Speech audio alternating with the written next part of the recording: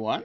Hope you're having a good day today, be it morning or evening, or whether you be on a train or on a boat or wherever you may be. I hope your day is going well. Today is definitely the day of find out who the real fans are, because today our stream schedule just happens to overlap the World Cup and then Simon and Mark streaming later. So we'll see. We're gonna have a cozier than usual group. So we will find out.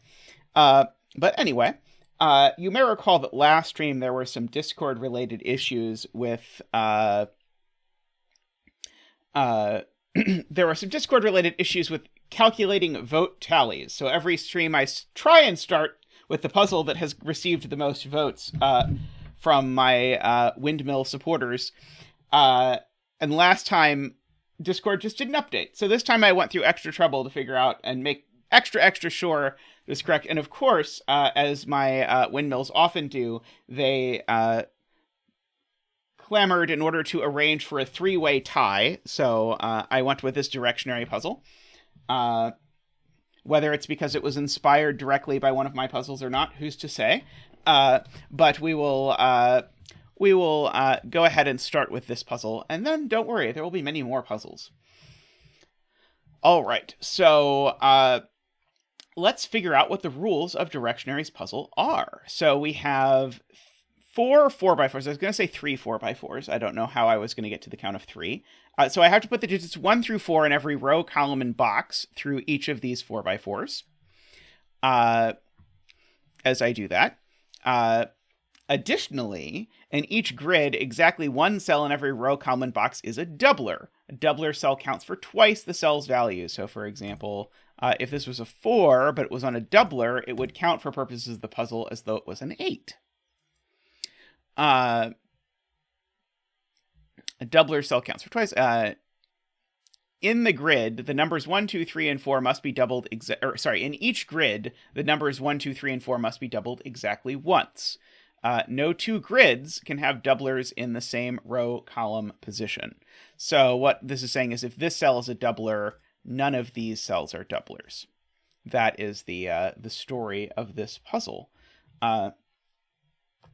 So this is what we call a vignettes-esque, I suppose.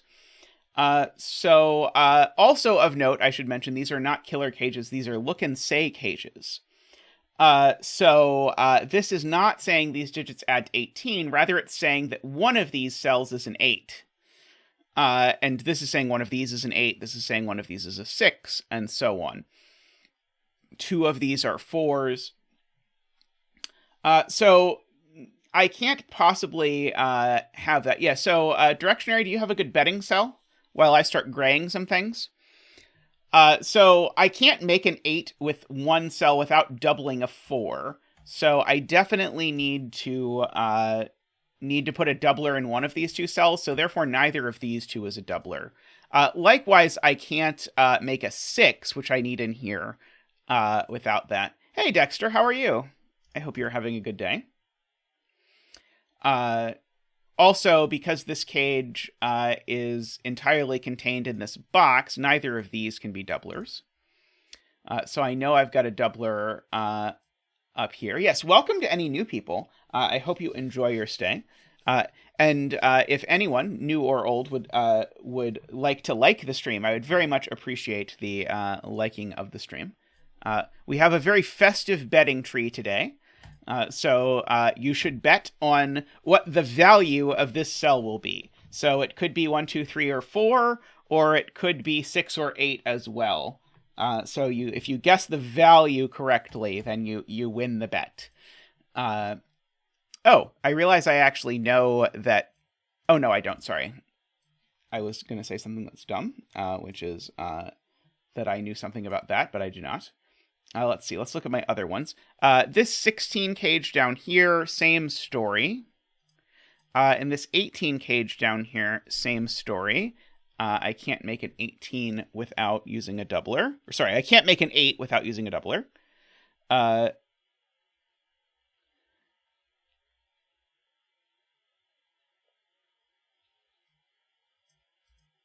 Ah, that's a good point from Kurabon, which is that this cage has a 2, this cage has a 2, and this cage has a 2. Well, these can't both have a real 2. So one of them is a real 2 and one of them is a fake 2, and I can only make one real 2 and one fake 2, so this isn't a 2. So this cell actually is either a real or fake 2. But this cell is also a real or fake 2, so this is a 1 or a 2. And this, therefore, is... one of these has to be a doubled 1, and therefore this is not... therefore this is not. And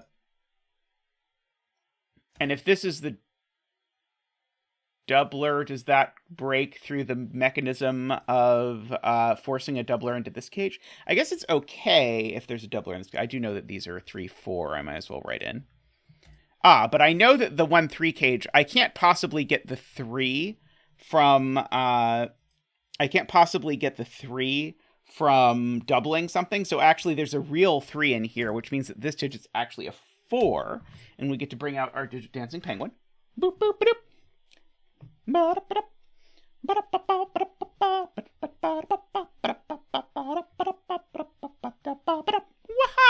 Oops. Oh no. Ah, no. I may have knocked my monitor slightly. One moment while I figure out how to make the monitor stay up so that the camera actually points at me.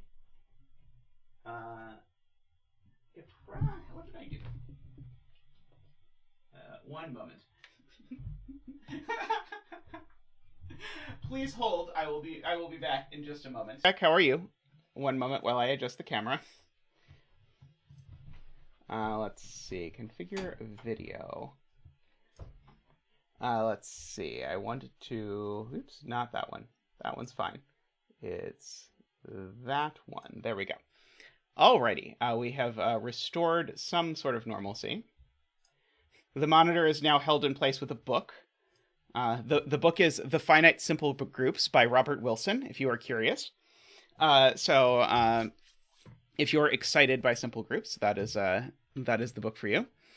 Alrighty. So we had just discovered that this was a 4, and therefore that this was a 3. And so the point I think is that I was trying to work out beforehand is I don't think this can be the 1.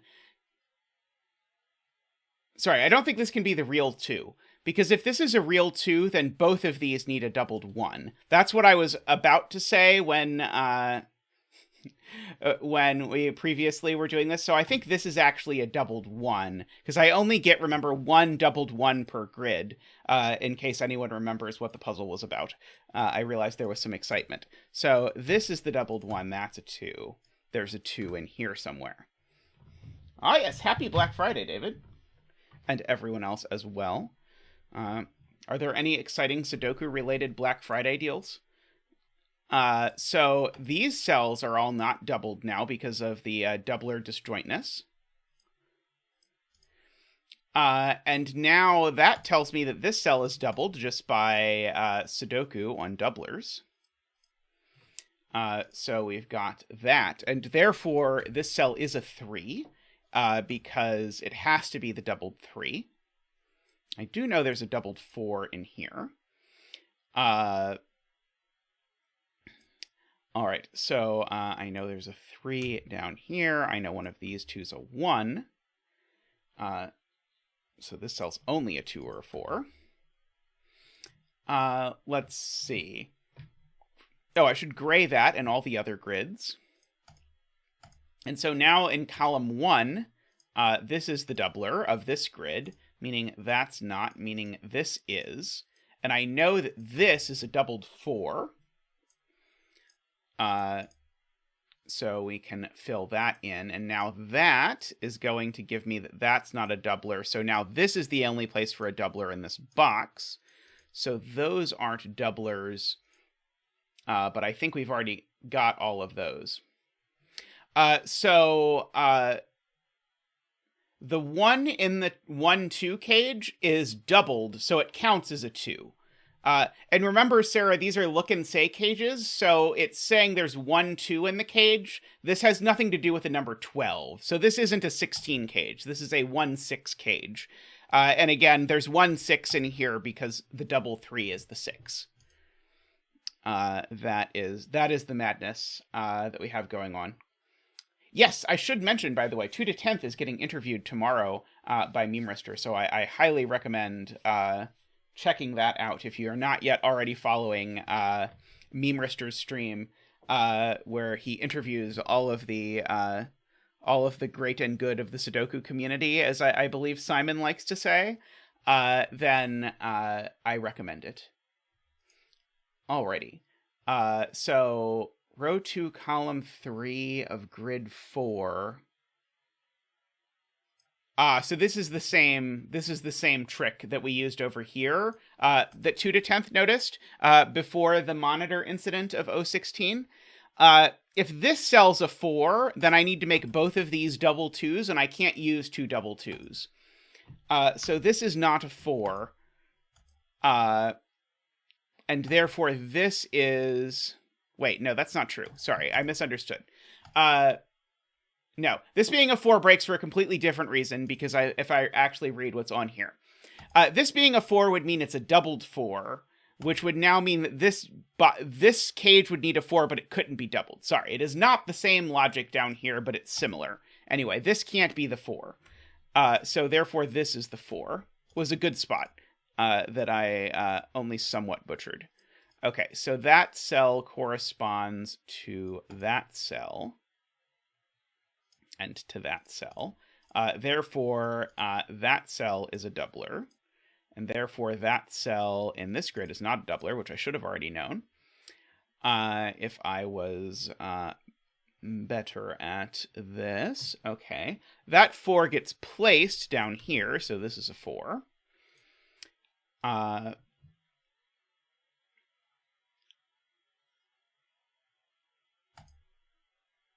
Okay, yes. This cell is a naked single, points out Jaleb. I can turn on row column numbers, actually. I think there's nothing wrong with row column numbers in this puzzle. Wherever they are. This is always the worst part for me. There we go. So this cell is a doubler, so it can't be a 1, and it sees a 2 and a 4, so therefore this is a 3, and that's a 1. That was Jaleb's point. Very nicely spotted.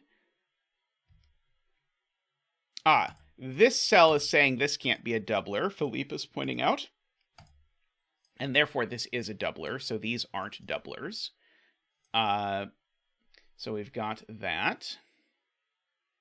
Row 3, column 8 is a doubler. Why? I don't see it.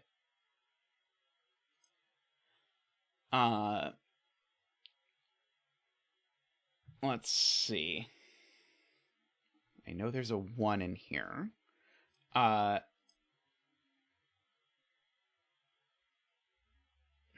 See you later, Kurabon. Have a good day. Hope you enjoy. Alrighty. Grid, let's see. Martin says grid 4, row 4, column 3. Can't be a 1 because the 3 would be doubled twice. That's a smart point. So if this is a 1, that's very cute. If this was a 1, it could not be doubled because then there would not be a 1 in the cage. And so the 3 would be doubled, but it would be a second double 3. That's a very good spot to Martin. So therefore that's a 1. These are a 1-2 pair. That's a 3.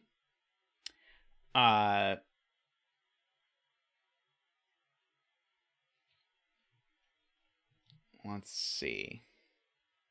Okay, now I've got a real 2. I've got a real 3. I know I've got a real 1 down here while I am talking about those things.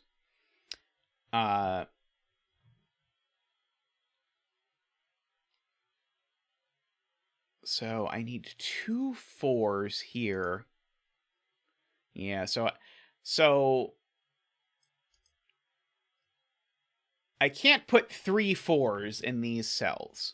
So my double 2 in this grid is in one of these, because the cages together tell me that I'm supposed to put 3 total 4s. Well, one of the 4s has to be in the form of a double 2. So these aren't 2s, because the doubled 2 is in one of these 2 cells. And so therefore these are only 1, 3, or 4. And I might actually be able to rule out 4. Oh, I can rule out 4 from this cell because I actually know one of these is the... Yeah, right. One of these has to be a 4. Because if neither of these was a 4, there could not be 2 4s in this cage.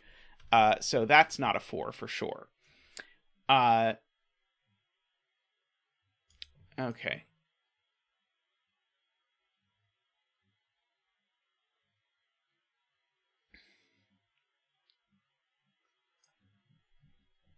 Another good spot from Martin. The doubler in this row is definitely a 2, because I can't double the 3.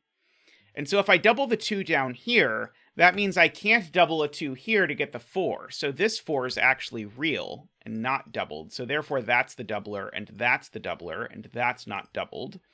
And now I can look at those spots. That's not doubled, so that is. That's not doubled, so that is. That was a very good spot. So therefore this is a 2, and that's a 3, and that's a 1, and a 2, and a 1. Going through like that. And I've got my little X-wing left on doublers. This is a 2 here. This is a 4. This is a 1 and a 2. And that's a 3. So we've got one grid done.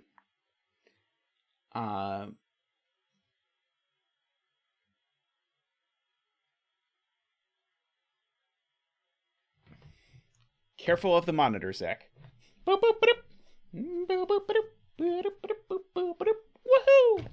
Grid completion dense.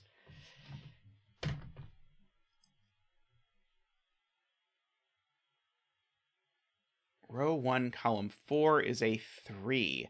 Right.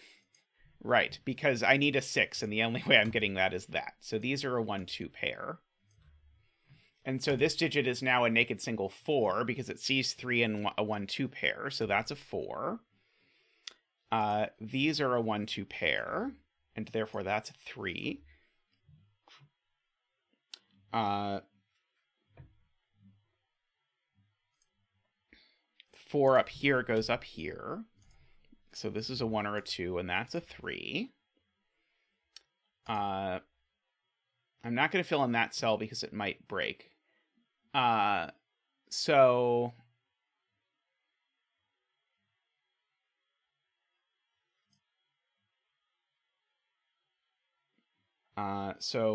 we can't finish this grid, unfortunately. So we're going to have to look elsewhere. So I know that these are a 2-3 pair. So the doubler in this thing is, in particular, these are a 1-4. So the double digit here is, in fact, a 4.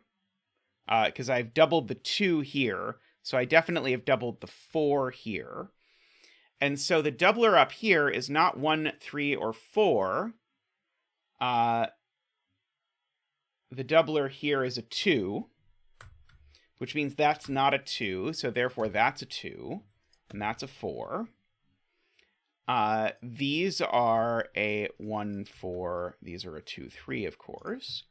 It is the 2 that's doubled here and the 4 that's doubled there.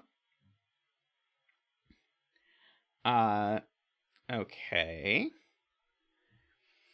So I probably have to look over here now. Oh, Tristan had a point about row 3, column 8. What was Tristan's point about row 3, column 8? I don't even see anything from Tristan in chat.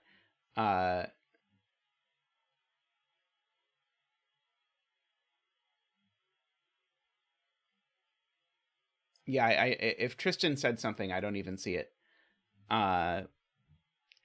Let's see.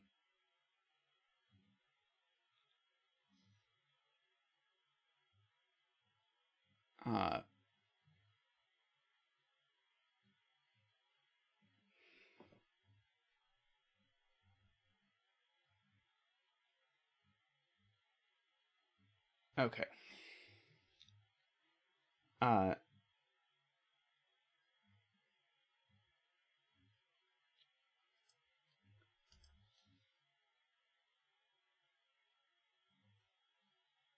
Row 3, column 8 is either a 4 or a double 2. I know that this isn't a double 2 and a 4. Right. I know there's a maximum of 1 4. Well, in fact, I know there's exactly 1 4 in these two cells. And so this is either a 2 or a 4. Okay, I agree with that.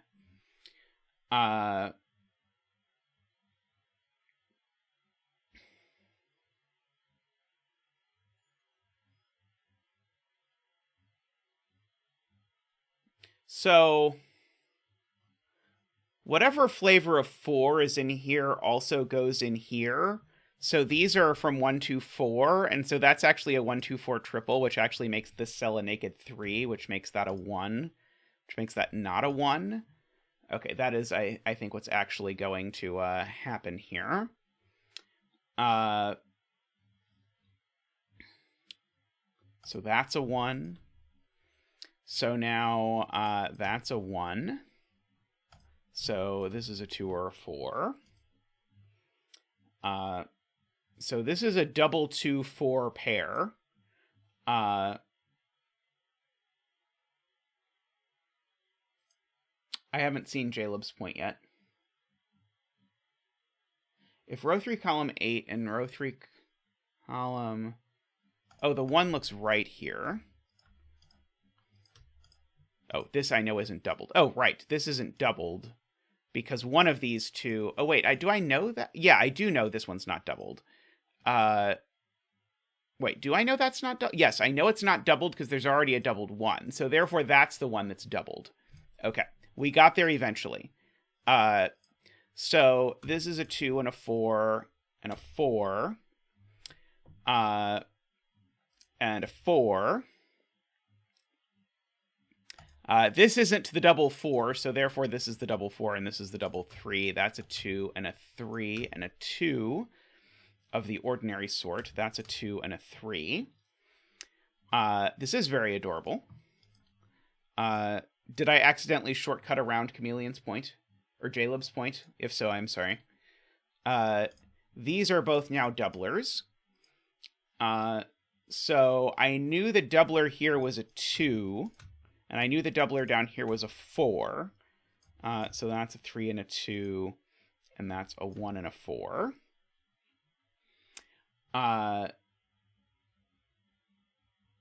Alrighty. So now we can finally come over here and make the observation that I know there's a 2 in this cage, which therefore makes that a 1, which makes that a 2, which makes that a 1, which makes that a 2. Wait. Sorry. That being a 1 actually makes that a 2, which makes that a 1, which makes this a 2, 4, which has to go in that order. That 2 makes that a 1, which makes that a 2, which makes that a 1, and the betting tree is a 3. So congratulations to all the people who bet value of 3. Congratulations from Zach and I. May all your betting tree wishes come true.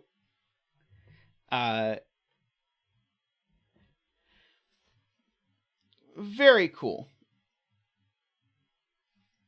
Betting 3, yes. 3 bet trees do seem to come up a lot. I think it's because the world loves Bremster. And Bremster is famous for his betting 3s. There's a lot of neat stuff going on in there. The geometry is interesting because all of these are the same shape exactly on where the doublers are.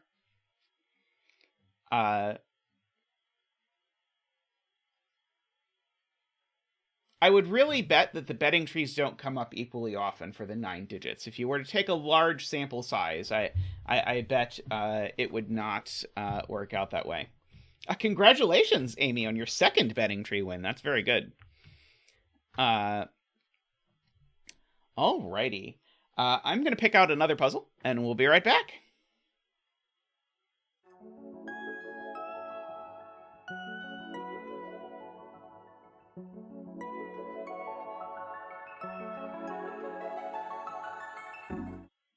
Alrighty, we're back with the 2-10th puzzle.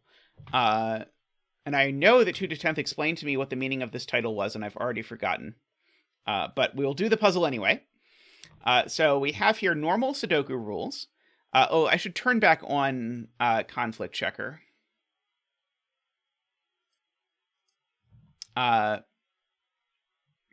We have here normal Sudoku rules. Digits separated by a white dot have a difference of 5, and digits separated by a black dot have a ratio of 1 to 3. But there are also doublers, like in the last puzzle. Hey, Niall, welcome. Welcome to the stream. And so there are doublers. Each digit from 1 to 9 is doubled exactly once, and there's one doubler in every row, column, and box. Okay. So Mario's point is that it's not possible, even with doublers, to put a 5 on a 5 dot, because if I wanted to put a 5 on a 5 dot, I would need to double a 5. Do you have a good betting tree, 2-10th? And so Mario's point is that this is a 5. And so we get that. And so we get to do the 5 dance.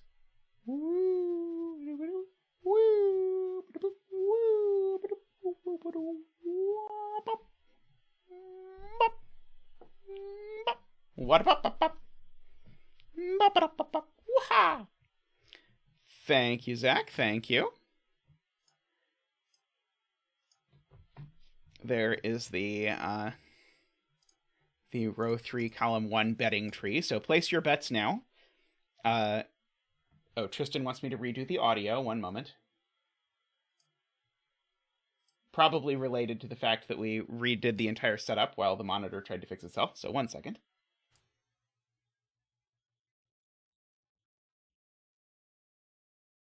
There we go. Hopefully that's better. Alrighty. Welcome, Satan. Words I didn't think I'd be saying, but what can you do?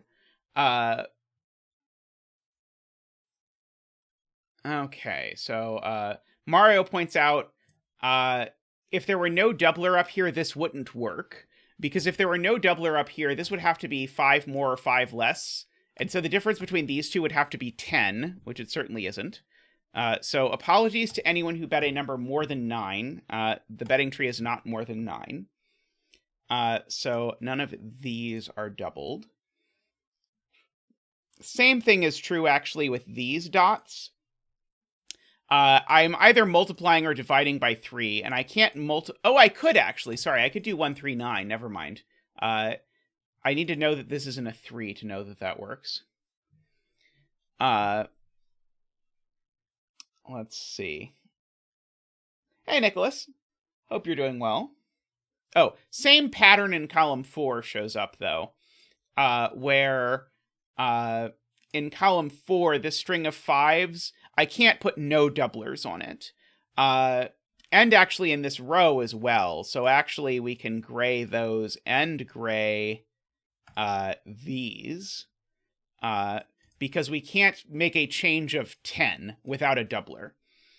And there's actually one here as well, so I can do that one as well. Okay, so we've got all of that. Let's see, has that revealed the nature of the universe? I don't believe it has yet.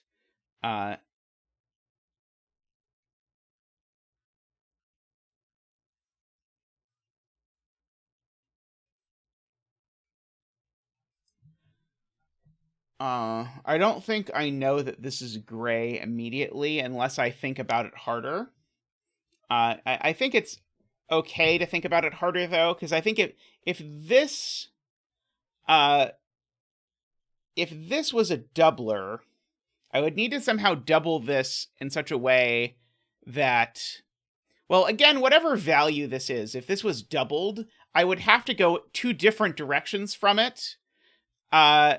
in order for these to not be repeated. So one would have to be 5 lower and one would have to be 5 higher, but these are each not doublers, so that would mean they would have a difference of 10, but there aren't Sudoku digits that have a difference of 10, is the point.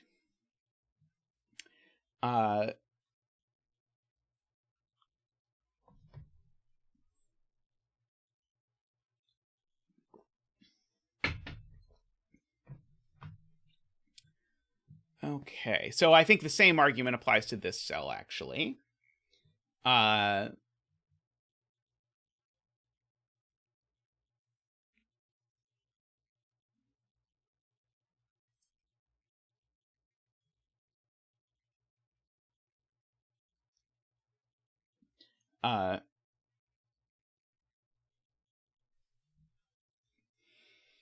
So Mario's point, which is, I think, very well spotted, is that this digit has to be odd, because I know one of these two differs by it.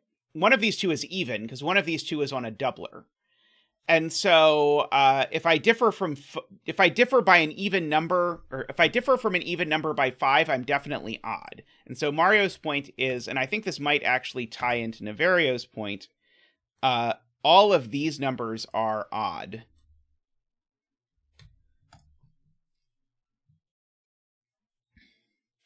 Let's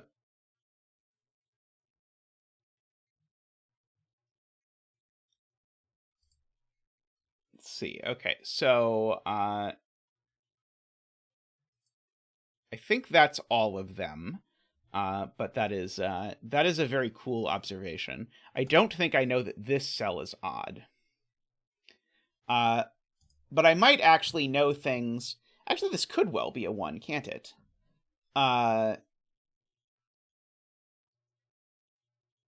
think this could be a 1. And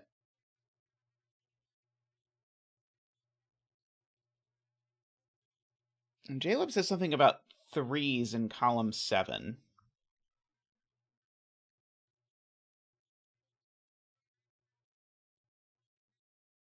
I don't know about 3s in column 7.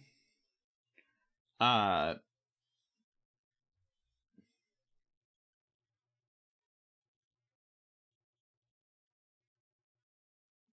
mean, there doesn't have to be a 3 on this at all, does there? I'm trying to figure out, like, how much I want to think about what all the possibilities are for one of these. I'm working my way to Navario's point, but Navario's point is going to require a lot more thought than things like where is 3 in column 7. So I was trying to grab the low-hanging fruit from chat before going into Navario's point. So Navario's point is thinking about what each of these pairs has to be. So I'm not sure exactly what Navario means by that. So I'm probably just writing down all the possibilities. So if this was a 1, then these would need to be a 3-6 pair in order for that to work. If this is a 3, these would need to be a 4-8 pair. If this is a 7, then there's actually options, right? Because we could actually do, it could be a 1-2 pair, or it could be a 2-6 pair.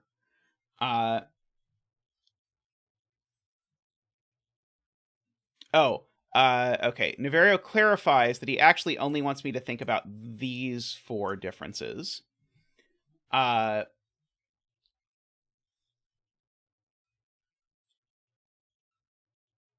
So unrelated to the triples.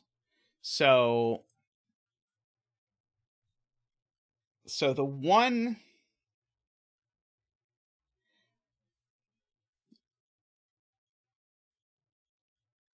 So it could be like 1-6. So if I don't use a doubler, what? But Navario's point isn't about what if I don't use a doubler. Navario's claim is that if I use a doubler, then it breaks too many of them.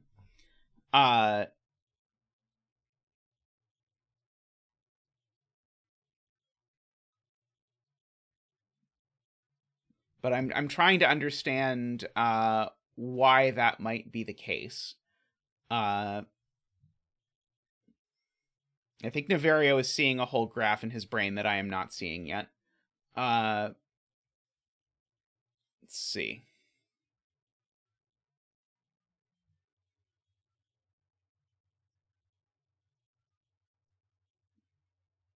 Oh, wow. Okay. So Navario's point is, first consider what happens if there are no doublers. So if there are no doublers in this ring, then what are they? These are exactly 1, 6, 2, 7, 3, 8, and 4, 9. So that is Navario's first point. Is that there are exactly 4 ways to do this without a doubler.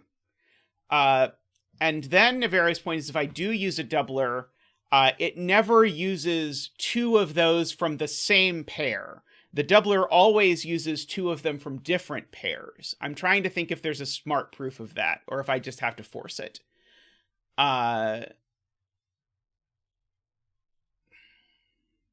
So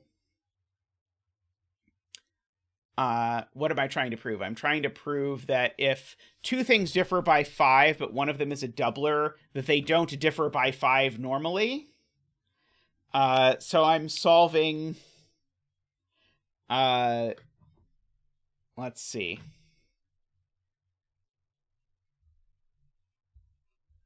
That's very complicated.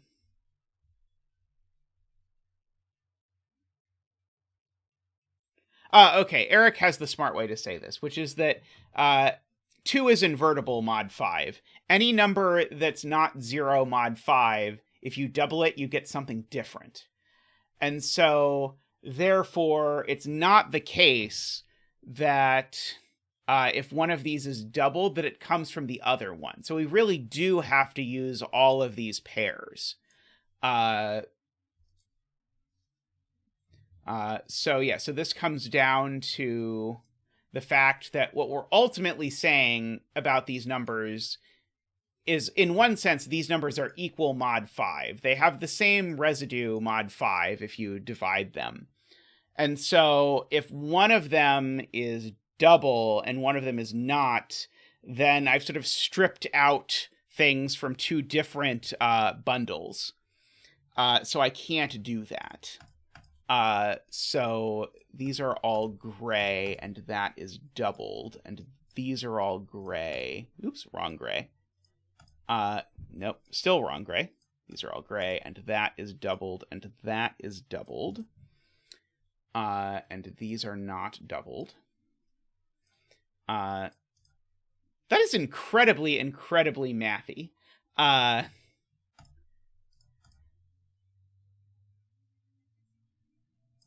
For a Sudoku break-in. Okay. Oh, and these aren't doubled either. So now I know this digit's a 3, because now this is a string of 3 dots where there are no doublers involved. So these are a 1-9 pair, because that means one of these numbers is divisible by 9. Yeah, I don't like this. I think it's a very cool idea, and I think showcasing it is cool. I didn't love it as a break-in to a puzzle.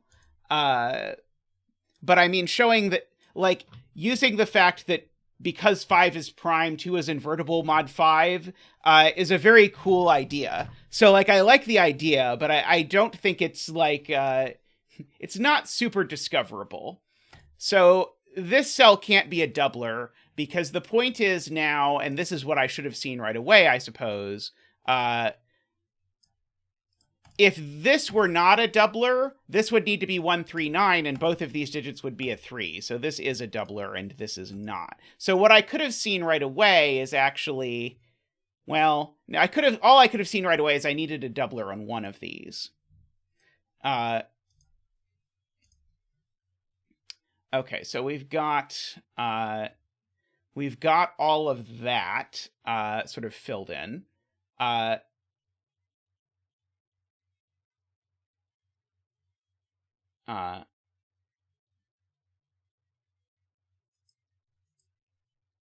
Okay. So these two are either equal, or one of them is divisible by 9. Is it possible that one of them is divisible by 9? I don't think so, because it's not like I can make one of them 18 with a doubler. I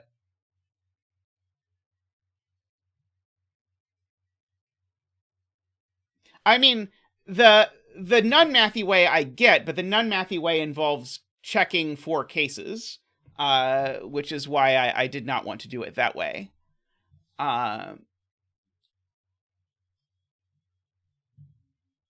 Like, I think it's one of those things where, like, all the time you do stuff where you check cases on the 4 ways to, like, make 10, because you're used to knowing what the 4 ways to make 10 are, and so it doesn't take much brain to sort of think about what those do. I can't double the 9 for the 18, because then...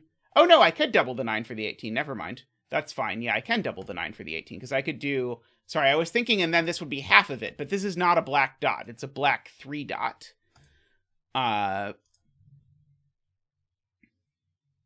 So basically, I think I would really like the break-in if I had done 20 puzzles of this differ by 5 business. Because then it would be sort of, it would be rote to check. Let's see. So...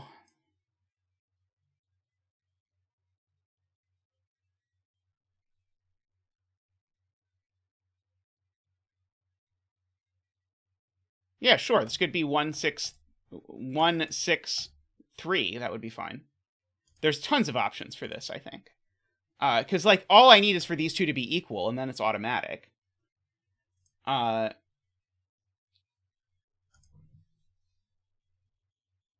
So... Let's see.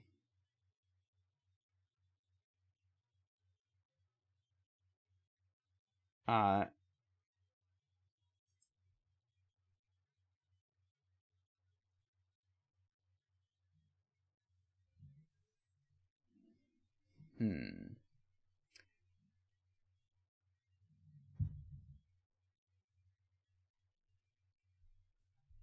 trying to think how much I want to think through all the possibilities. Oh, well, I know how much I want to think through all the possibilities for this. I'm trying to think how much I need to think through all the possibilities for this. Or if there is something more clever I can think about. Let's see. Do I, like, know what these are? I might know what these are.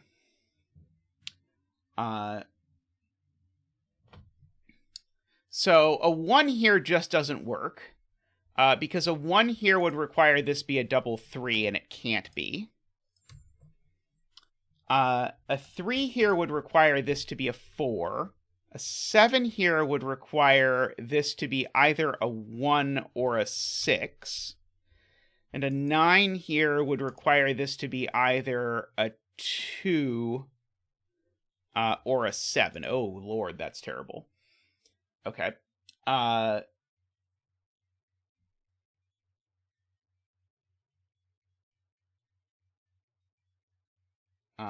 That's real bad.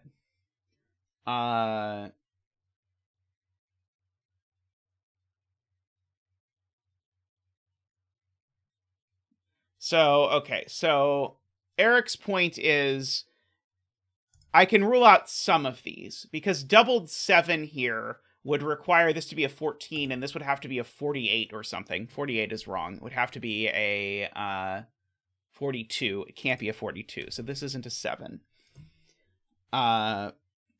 If this were a doubled 4, this would be an 8. I would need this to be a 24. That's not going to work.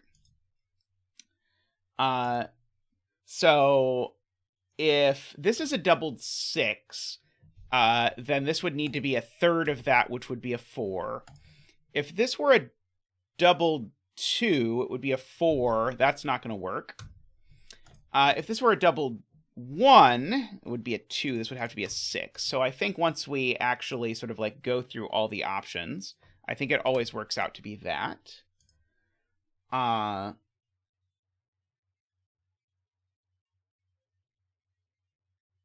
So this I know is like not, for example, 1, 3, 9, or 6. So I think I should take out 1, 9, 3, and 6. This can't be a 5 because it's on a dot.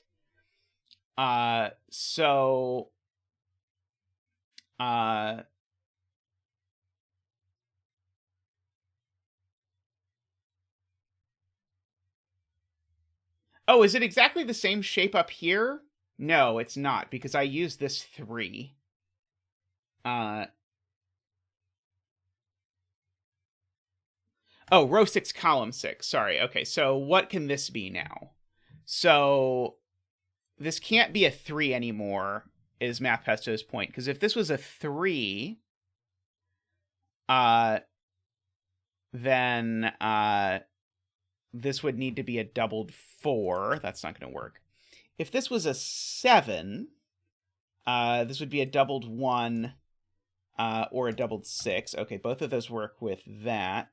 If this was a 9, then this would need to be a doubled 7 or a doubled 2. Okay, so this is just a 7.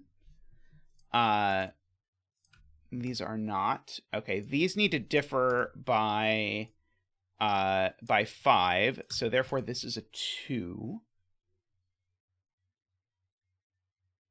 Is this whole puzzle just checking cases against all of these things?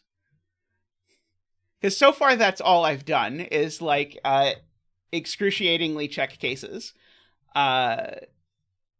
It's very strange, because this is not what I associate with. This is not what I expect from typical 2-10th puzzles, which is why part of why I'm so resisting this is because if it were a setter I trusted less, I would be much more averse to checking, or I would be much less averse to just checking cases, but it's not what I'm used to.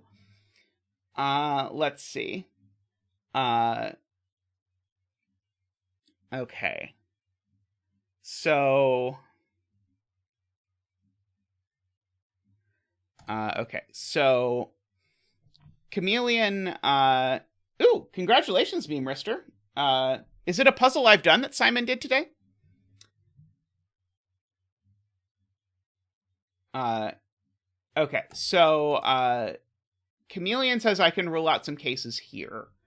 So if this were a 4, I would need to put a 9 here, which I cannot do, even with a doubler, because I can't double a 4.5. It's not symmetrical. There's not a 3 here. All the logic I did down here required the fact that there was a 3 there. This can't be an 8 either, because if this were an 8, this would need to be a 3 or a 13, and it can be neither 3 nor 13 even with a doubler. So this can only be a 2 or a 7.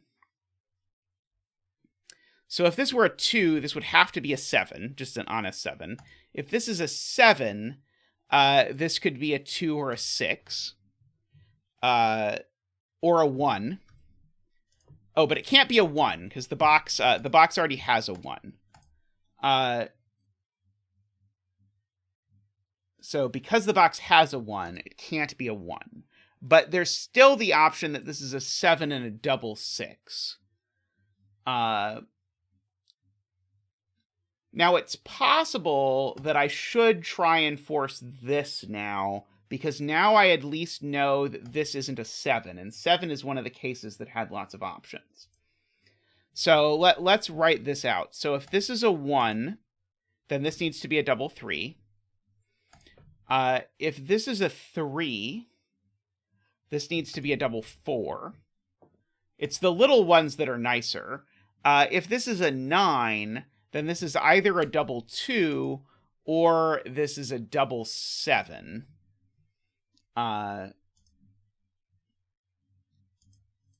Is something I think there was something over here where maybe if I looked backwards it was nice. Okay, well this can't be a double 7 for the same reason this couldn't be a doubled 7, because I can't triple a doubled 7. I can't triple a doubled 4 either. So let's see. So 2 here, I can't triple a doubled 2 either. Sorry, I can't triple a double 2. So I actually do get that this is the doubled 3. So no 3 there. Okay, doubled 3 is 6. That's not 5 away from 9 either way, so it is 5 away from 1, and that's a 6. Okay. So that's a doubled 3, so this is a 6, and so this digit's only available option is a 2.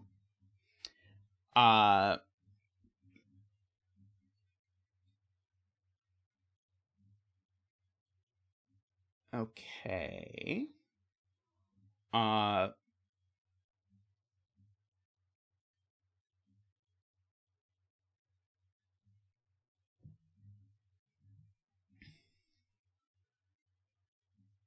So, what am I doing with you? I know one of these two cells... Oh, no, I don't know one of those two cells is a 3. Never mind. I know one of these 3 cells is a 3.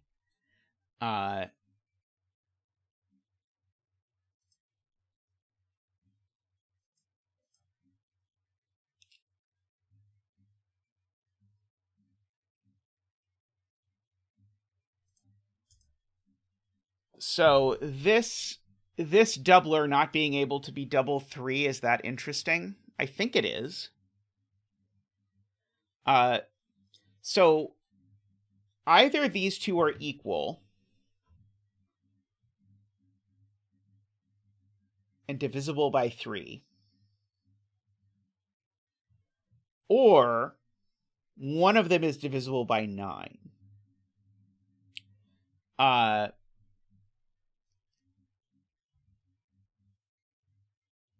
Because one of the options involved this being a double 3 is the reason why I'm focused on this. Because there was the option where this was a 3-2 6 was an option, and I'm trying to think now if this is restricted enough.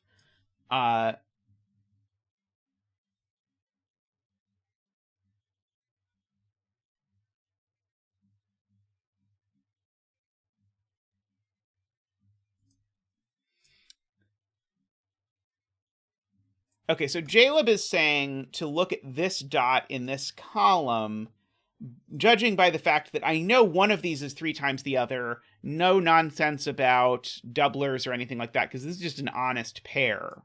And there's no 3. So one of these is divisible by 3. And so what are my numbers that are divisible by 3? It's 3, 6, and 9, but I can't use a 3. And I can't use a 9 either. So it has to be a 2, 6 pair. And so if this is a 2, then this would need to be a double 3, which it can't be. So this can't be a 2 because I already used a double 3. So therefore that's a 6, and that's a 2. And now I need to either third or triple this, and the only way that works is tripling it, which does make that a 9, and a 1, and a 9, and a 6. Double 6 is triple 4, which places a 4 here. Why not? Oh, it could be double 1. Never mind. You're right. Could be double 1.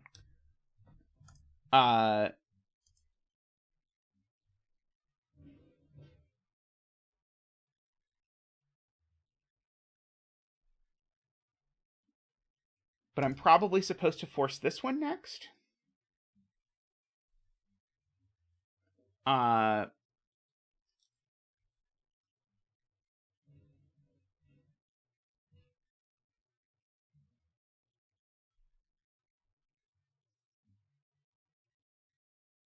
Oh, this is always a 2? No, this is always a 6. Because this is either 2 or 18. So this always needs to be a 6 and a 2. Okay.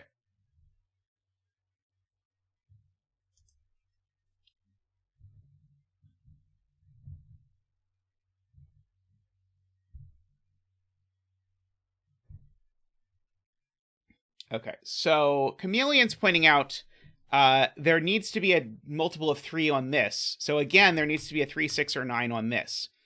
But it can't be a 6, because if there were a 6 on this, it would be a 6 and a 2, and that would blank out this this dot. So there's no 6. So there's a 3 or a 9, and so in particular, there's always a 3, because I know there's a 3 or a 9. So we get that. So that's a 3-9 pair for this row.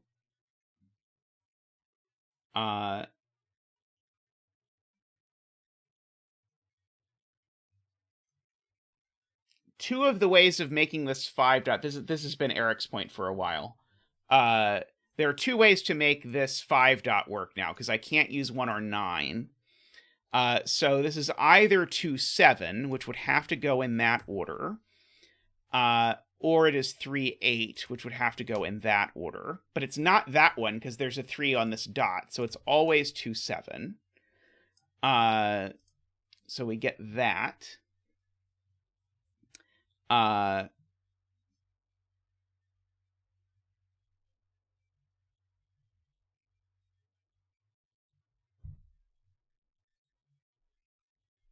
So one of these 2 cells is a 7. Is this being a 7 possible? If this were a double 7, yeah, that works. Because if this were a double 7, that would just be a 9.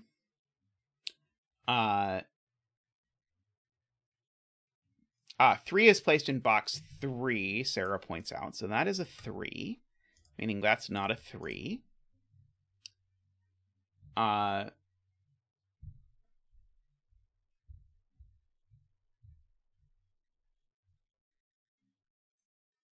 I'm trying to decide if that 1, 9 is that 1, 9 or not. Maybe I don't know.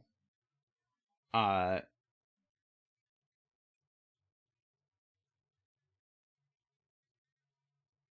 the 1, 9 pair in column 8 made this 2, 7. Okay,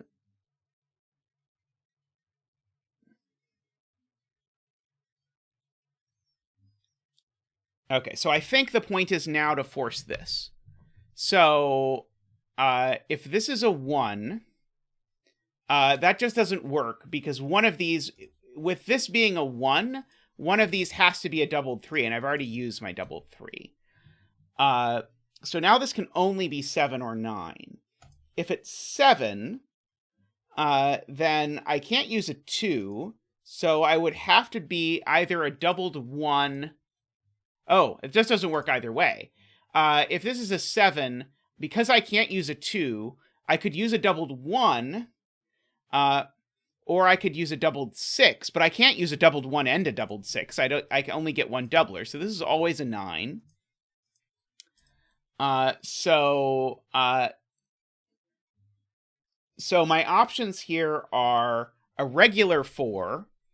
I can't do a 4 in the form of a doubled 2. And a doubled 7.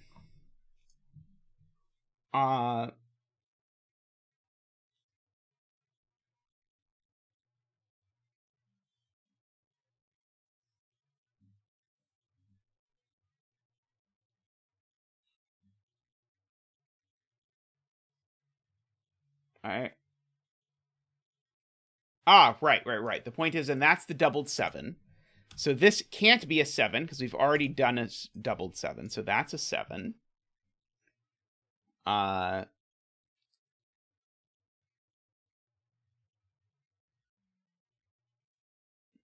So I can write in all the possibilities for this cell. So just by Sudoku, it's not any of those things. But I've already doubled a 5. And now, this being double 8 or double 9 is completely implausible, because this cell can't be as large as 11. So this is now just forced to be a 4. And so doubled 4 is 8, so therefore 8 is not 5 away from 9. 8 is 5 away from 3, which makes that a 9 and a 3. And now this is just a regular 8. These two are whatever's left. 3, 4, 5, 6, 7, 8, 9. So there's a 4 and a 9 over here. That one's not the 9.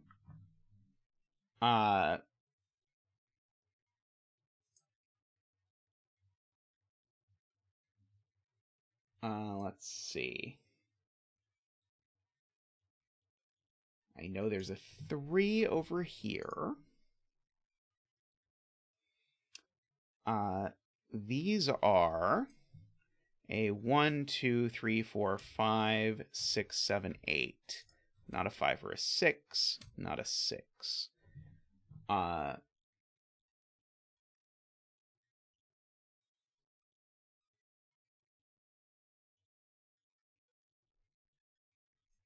Has this become more interesting?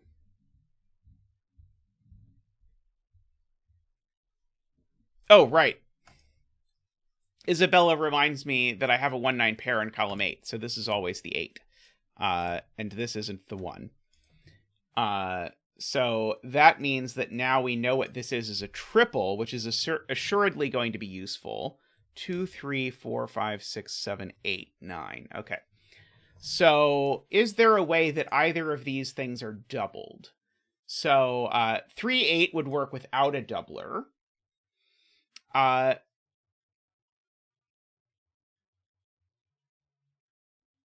Double 2 isn't 5 away from anything except 9, which isn't here.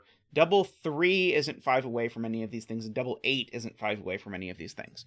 So I think actually there's no way I can put a doubler in any of those cells. So I think that has to be a doubler. And I think these further have to be 3, 8, with that being the double 2, which means that's the 4, and that's the double 7 up there.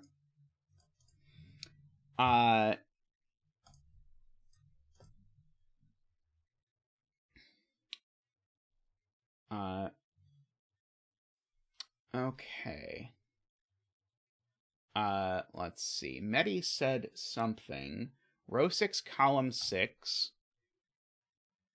Oops, sorry, I'm trying to scroll and find it. And row 2, column 8. Sorry, those two. Both see row 7, column 8.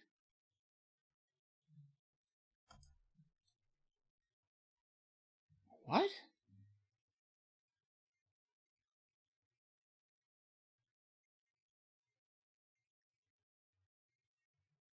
Oh, are we talking about... We're talking about these... Okay, I think it was row 7, column 6 that Medi meant. So the point is, if this is a 1, it breaks. Because if this is a 1, it, through the medium of this, forces that to also be a 1, and I can't have 2 1s in doublers. So therefore, always, this is a 6 and a 4. I like that a lot. That is one of my favorite little doubler tricks. Okay. So, what do we have left? I still need another 1-9 doubler. My 1-9 doubler has to go here because it can't go here. So my 1-9 doubler is over here, and it has to be a 1 doubler. So therefore, that's a 9. So that's a 1 and a 9. And so now what's left is I have one more doubler. By the way, this option this can no longer be a doubler because neither 2, 6, or 7 can be doubled. So this is not a 6 anymore. So therefore, this is the last doubler. So that's an 8. That's a nothing.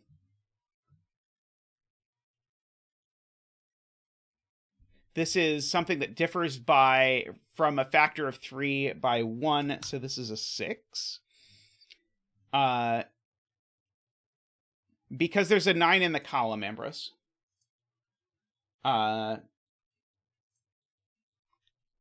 It's a far away 9, but there was a 9 looking at it. That's how I noticed it. Uh-oh. Stream is choppy. which is very interesting because OBS doesn't think I'm dropping frames. So I have no idea why the stream is choppy. 2, 3, 4, 5, 6, 7, 8, 9. Okay, so this is a naked single 5, so that's a 4 and a 6, and a 1 and a 5 and a 6.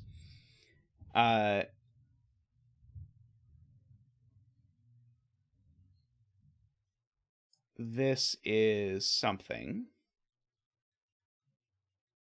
This is an 8.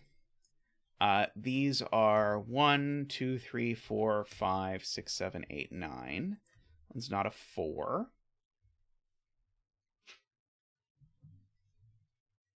These are 5 apart, honestly, so they're not 1, 6, or 2, 7, or 4, 9. So these have to be 3, 8, just by exhaustion.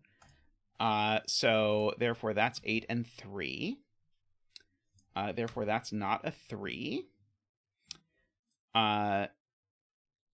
Puts an 8 in one of these two cells. This is now not 1, 6 or 3, 8. So this is either 2, 7. Oh, it's not 2, 7 either. So this can only be 4, 9, this 5 box. So this is a 9 and a 4. So that's not a 9 or a 4. So therefore these are 4 and 9. So this is a 1. These are 2, 3, 4, 5, 6, 7. So this isn't a 6, that's not a 7. These are 2, 3, 4, 5, 6, 7, 8. So this is a naked single 7. That's a 2.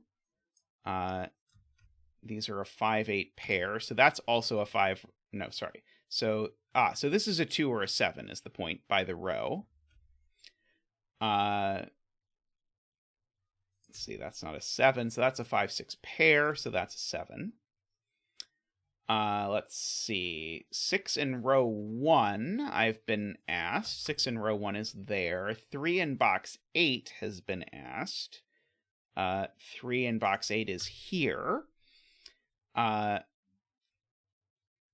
Okay, so these are a pair, one of which is 1, so the 1 goes there. 2, 3, 4, 5, 6, 7, 8.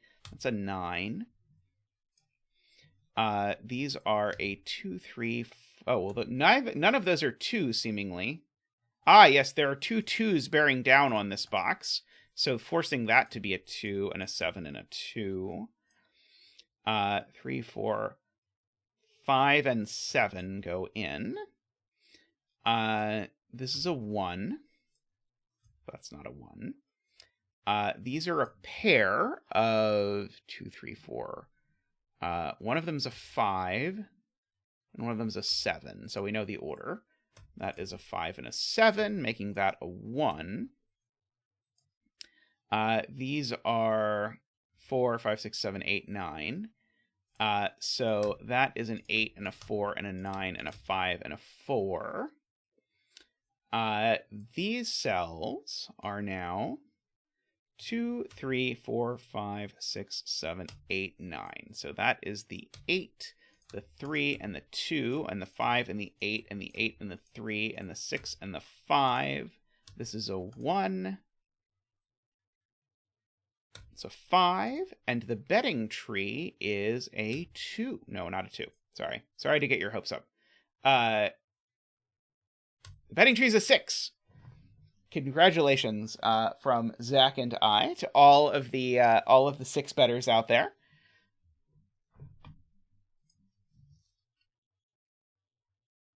Interesting.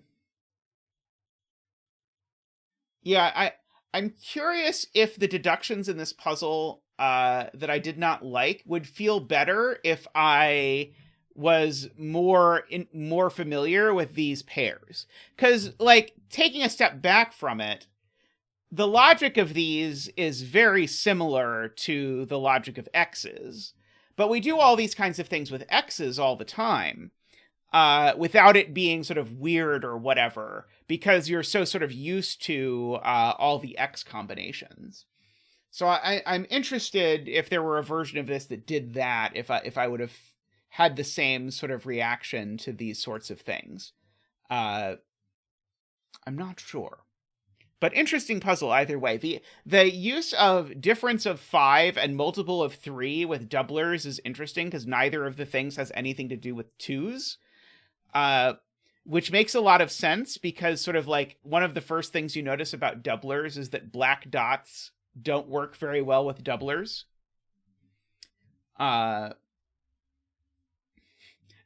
tripler ambiguity puzzle coming soon to a theater near you. Have I done a puzzle with triplers? I think I did a puzzle with triplers. I've done a lot of puzzles. I don't swear I haven't. Not that I made one, to be clear. I think I solved one with triplers. But I could be wrong because I can't remember exactly what it was. I'm not sure.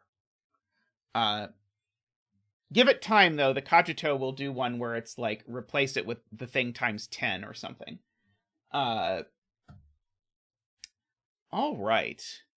That is true. I did cause Simon Antony to say the word thruple a whole lot of times, which was a lot of fun for me. Alrighty. I'm going to take a quick break, pull up another puzzle, and I'll be right back. See you shortly.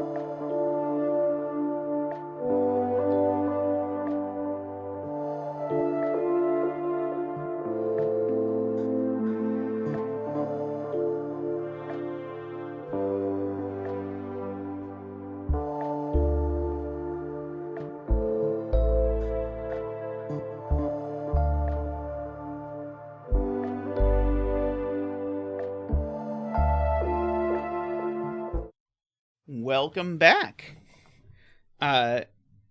Next up, we have Hidden Sandwich Sums by James Sinclair.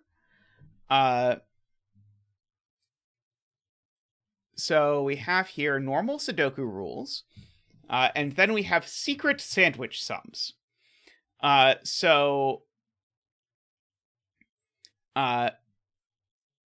So these cages are containing the 2-digit sandwich sums. So let me first of all explain what a sandwich sum is. So a thing about Sudoku is that in every row, you know that there's 2 digits that you know you'll find. You know you'll find a 1 and you'll find a 9, no matter what the row is. And so if you fill in the other digits with whatever, what a sandwich clue does is to exclude the 1 and 9, but sum the numbers in between them. So a 6, so for example, in this case, with the random numbers I filled in, this would be 1423. And so this would correspond in a normal sandwich puzzle to a clue of 23 outside the grid. Okay, and in most sandwich puzzles, they just give you the sum. But they don't all do that. And so in this one, they don't give you the sum. But rather, the sum is written in the cage. And so the way this works, I'm trying to read this sentence and get it to make sense. The digits in each cage represent the 2-digit sandwich sum for the row or column that contains both cage cells. Okay, so in this case, this is the clue for this. This is the clue for this row, and so on. These digits are for sure even. This digit is odd. We can fill those in now. Okay. All right. So now the first thing is the first digit of a sandwich clue can only be 1, 2, or 3. because I can't get to 4, because remember the 1 and the 9 aren't part of the sum. So I get to fill in a lot of 1, 2, 3s just to start with. And so in particular, this number I know is not a 1 or a 3. Hey, Alex, how are you doing? I hope you are doing well. Now, I know one of these 3 is the 1 for the row, because there's a 1, 2, 3 triple. So in particular, I know that this is not the 9. So I'm going to mark that green just to say I know that this isn't the 9. So we have that. I'm trying to decide if I think even this could be the 9.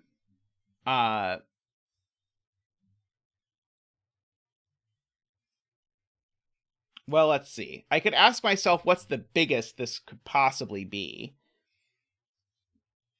Because remember, this is the sum for this row. So let's see. Garion is saying this being a 3 seems especially unlikely.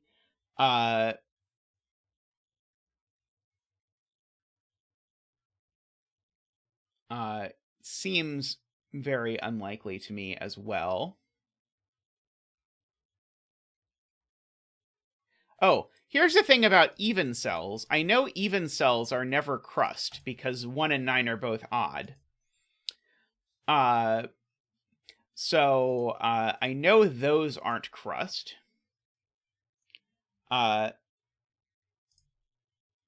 If this cell was a 9, a few people in chat are looking at this this cell. If this was a 9, then my 1 would be at most there or there. But in particular, this couldn't be the 1, so this would have to be at least 29, but I can't get to 29 in 3 cells, so this could never be a 9. Agree on that front. All right.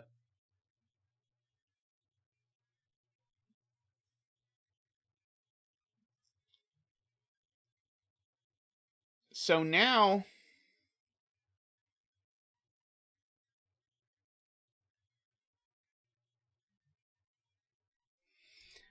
right. So now if Math Pesto's point is if this was a 3, this would be a 35. 35 is the biggest possible sandwich clue. But 35 would make both of these crust, which that one can't be because it's even. So this is not a 3. And so therefore one of these two is a 3, and therefore this is not a 3.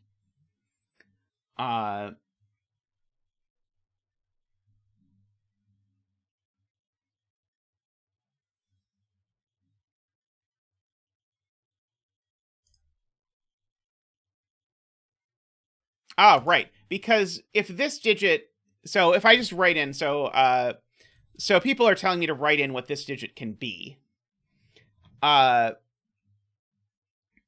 Because it can't be 1, 2, or 3. And so the point is this digit's at least 4. So if this is a 3, what's this digit? 34 is not a valid sandwich total. You can't make 34 at all because you would need outies of 1. So this would have to be 35. But that would mean, again, that my 2 crusts were over here, and that doesn't work. This is a way more complicated deduction than the other one. But it works. This also can't be 35, and that's what it would be. So therefore, this is the one with a 3. And we get a 3 dance. Ba-ba-da, woo, ba-da-ba-da, woo, ba-da-ba-da, woo, woo, ba-da-ba-da-ba-ba, woo, ba-da-ba-da, woo, woo, ba-da-ba-da-ba-ba-da-ba-ba, woo, woo, ba-ba, woo, ba-da-ba-ba. Thank you, Zach. Thank you. So therefore, this has to be a 35. And therefore, these are 1 and 9. And I know that that's the 9 and that's the 1. Oops. And that's the 1. And therefore, this is green because it's only a 2 or a 3. This is a 7. These are all green because they're not 1 or 2. And they're not 9 either. This is not a 5, 7, or 9. seemingly. This is now a 3, because of this 1-2 pair looking up at it. Okay, so this is a 2 or a 5. Those are the only options for this cell. So this cell in particular is green. The rest of this whole column is green.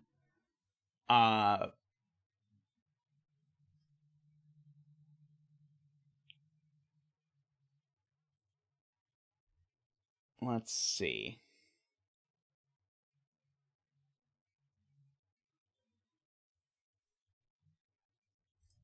This I know isn't a 1.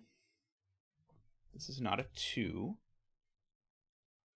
Sorry, this is not a 3. I did the wrong thing. Hey, DDX. That's right, we do need a betting tree. Let's make that the betting tree. Can 32 work? Probably not, actually.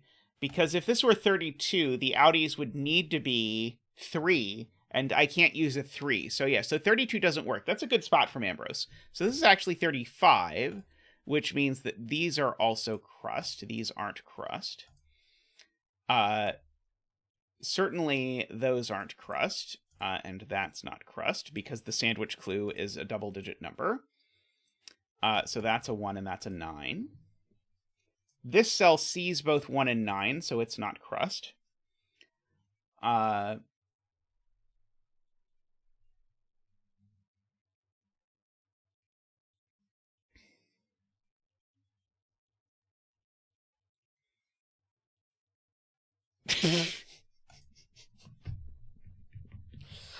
Garion has identified that the total of this sandwich is not 39, which I agree. So the total here is 29, which means my outies sum to 6. And so, therefore, my outies must be 2 and 4.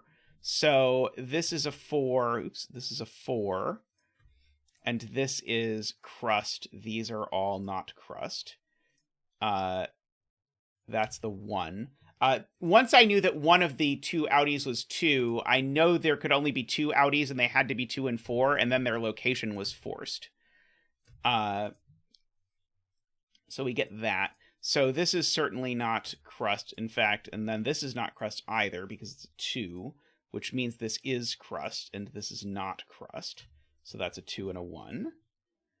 That is not a 2. That's not a 2. That's not a 2.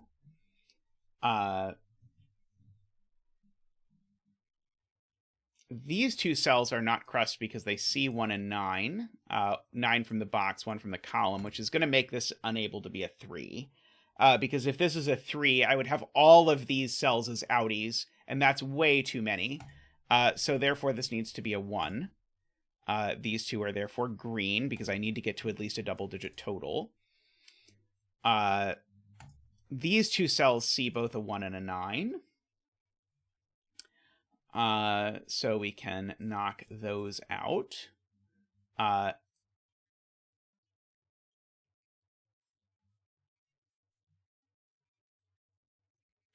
Okay. Row 8, I'm looking for outies of 8. I so far have outies of 0. So this could be an 8. It can't be double 4, and it can't be 6, 2. So in fact, this is several people in chat have been noticing this. This has to go like that. Agreed. This is no longer crust because 1 and 9 in the box are gone. This is not crust because it sees 1 and 9. These are not crust because they see 1 and 9.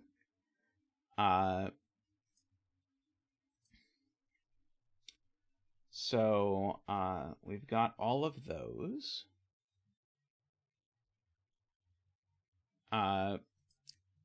Nicholas points out that this is the 4 for the row. This is the 3. Because the 4 here said the 4 didn't go there, so the 4 went there.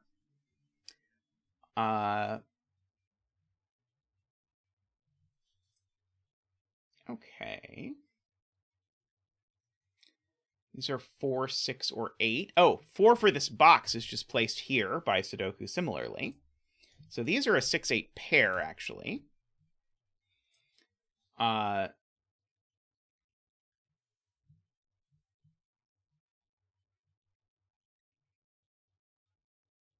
This can't be a crust, Eric points out wisely, because if this were a crust, the double-digit clue would be a 7, and it's not. So that's the crust. This is not crust. As a crust, it's a 9, and these need to sum to 14, so therefore that's a 7. That's green. I know I have a 1 and a 9 in here, interestingly enough. So these three are a 2, 3, 4, 5, 6, 7, 8. 2, 5, and 8. That's not a 2. These aren't 8, actually, because of the 6, 8 pair, so that actually is 8.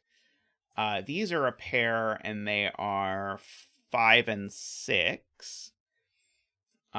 These are 1, 3,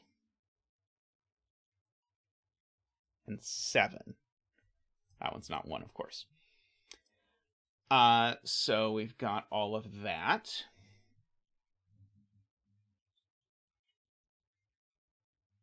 One of these two I know is 9.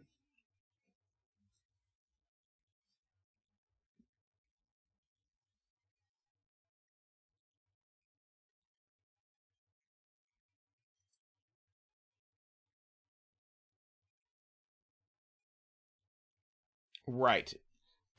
Beautiful, beautiful point. So, Jaleb is pointing out, if I make this a 9, then this cell needs to be a 10 in order that this sandwich clue be correct. So this can't be the 9. This has to be the 9. And now these two cells need to sum to 10 in order to make this sandwich clue correct. And so that cell's a 3, 7. So it's not 10 as 3, 7. It's not 10 as 1, 9. It's not 10 as 2, 8. So it has to be 10 as 4, 6. And so that is a 5 and a 6. That's very clever. You're welcome, James. This has been delightful so far. This has been super smooth. I have enjoyed this quite a bit. This cell... Oh, we have a donation from DDX. Thank you, DDX. Donation...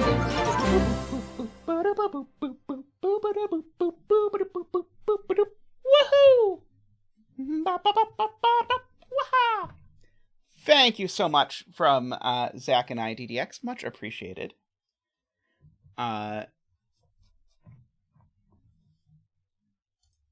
Okay.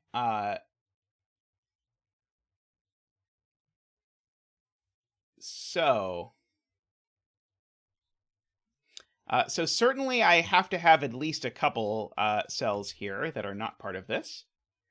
Extra herring for Zach, yes.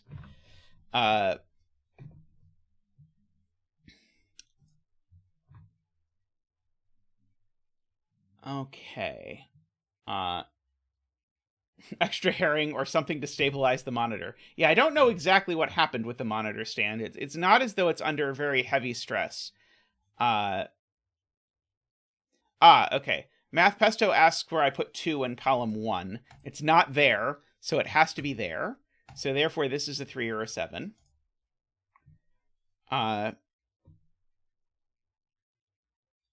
Don't these sum to 12, Nicholas?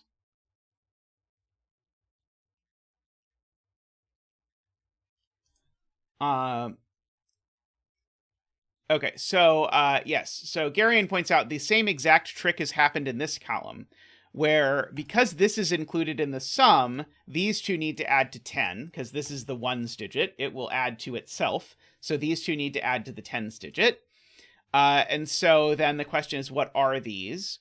And so I think they can be 2, 8 or 3, 7. But they can't be 4, 6 or 1, 9 for sure.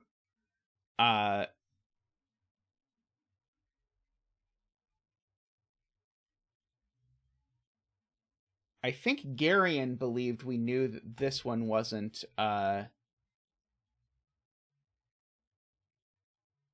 Oh, because of this box. Okay, so that's the point. Okay, that's very clever. Okay, so 3 and 7 poke into box 3 looking down from box 9, and the only place 3 and 7 go is here, making a hidden 3-7 pair.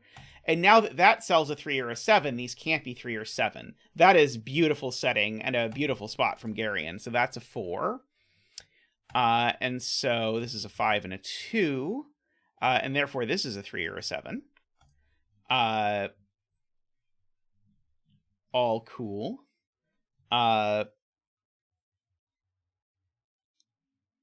Yeah, Listesh has set a lot of puzzles along this line where it's either right in the sandwich or right in the little killer or whatever totals. I like these. I suppose I set one puzzle like this a long time ago where it was right in the killer cage totals, but this has been a very lovely instance of this. This is just a 2 by Sudoku because there's a 2 in the other rows. So that is going to entitle me to write in these digits. 4, 5, 6, 7, 8. So this can't be a 3 anymore because none of these would be a valid total with 3. Because remember, 34 is not possible. So we've got that. So the 3 is in one of these 2 cells in this box. Good spot from Garion. This cell sees 9 in the column and 1 in the row, so it's never crust. So the 9 here is in one of these 2, although I don't know if that's useful immediately. Let's see. Row 6, column 4 also sees both 1 and 9, 1 in the row, 1 in the column. So this isn't crust.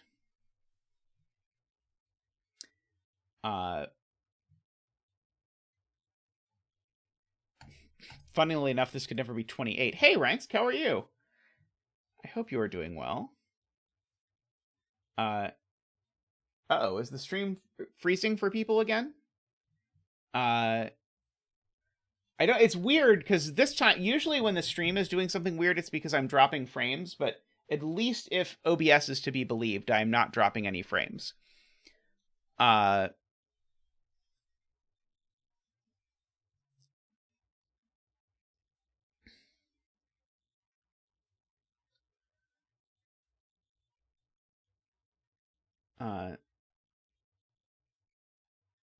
24 clue in column 3. Okay, so if this isn't a 1, then I need to make 24 in 3, which you can do in regular Sudoku, but you can't do in sandwich Sudoku because you can't count the 9. So actually the most I could make in a 3-cell sandwich would be 876, which is 21. So therefore this must be the 1. That is a great spot to F-jam there. Okay. Similarly, I definitely have not gotten to 24 in 3 cells, 2 of which add to 6. So this is at least green. So let's see, that's 6. So these would need to add to 18. That's not going to happen. These could maybe add to 18. Well, they have to, because if I put a 9 here, then that's going to make the clue 35. So that's not going to work. So this is supposed to be purple, came out as orange. We'll accept it either way. So these two need to add to 11. They're not 2, 9, 4, 7. So I think they could be 5, 6, or they could be 3, 8, I believe. Let me write in this rows digits, and maybe that will help a little bit. 2, 3, 4, 5, 6, 7, 8. That's not a 6. That's not a 7. But these two need to add to 11, so that's not a 7. So this is either a 6 with a 5 here or an 8 with a 3 here. Those are my only options. Wow, 3, 8 breaks in the most hilarious way. Because 3, 8 makes both of these cells a 7.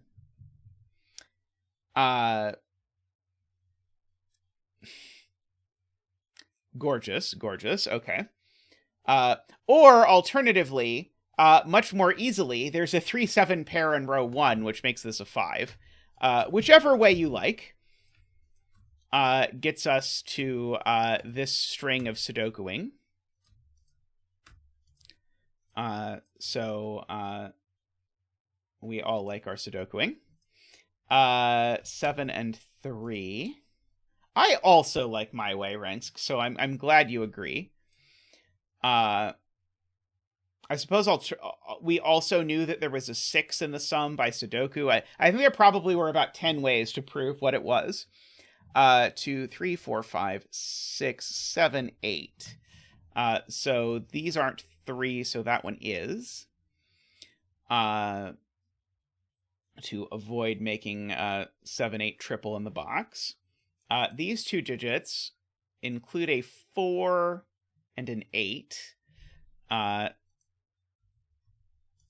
These two digits include a 5 and a 6. And that one I actually know the order, unlike the other one, where I did not get as lucky. These are 2, 3, 4, 5, 6, 7, 8, 9. These are, of course, 1 and 9, and 2, 3, and 4 is the other digit I'm missing. So that's not a 9.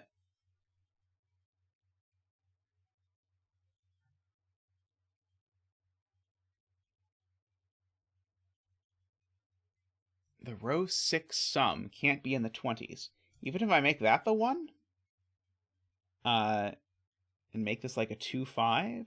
Oh, right. Because if it is in the 20s, that's a 2, so that's an 8.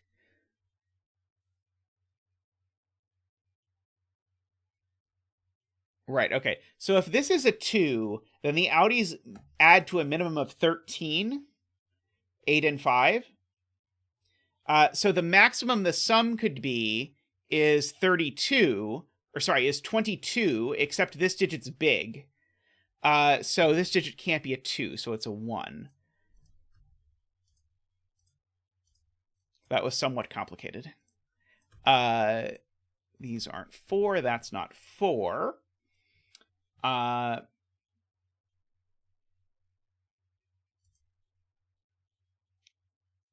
So we've got that.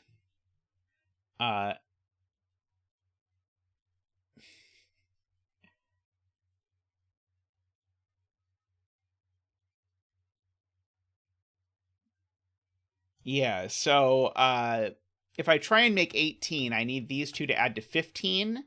I can't use 6, 9, so I'd have to use 7, 8, except now I've used the 8 twice, Jaleb points out, and I can't use the 8 twice. So this is a 6 or a 7. So these either add to 13 or 14. Let's see. Let me write in candidates for these digits. 2, 3, 4, 5, 6, 7, 8. This isn't a 6 or a 7. This isn't a 2. If this was a 2, these would add to 5. Plus 8 isn't big enough, so this is never a 2. And it's never an 8 because there's a 7, 8 pair. So this can only be a 5, which is fantastic. Because now, did I do that right? Yes, because now I've got a 6, 7 pair, which has made that an 8 and that a 2. And so now I get to ask myself, what does this add to? And the answer seems to be 16. So we can fill in lots of stuff based on that.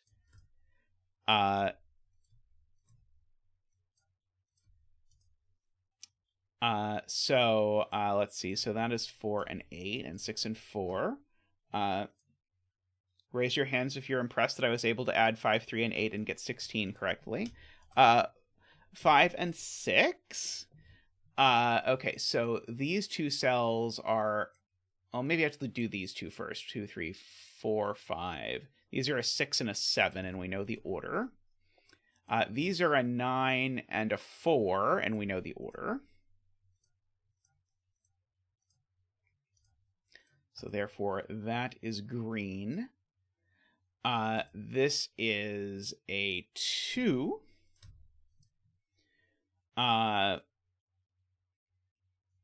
These are a 9 and a something.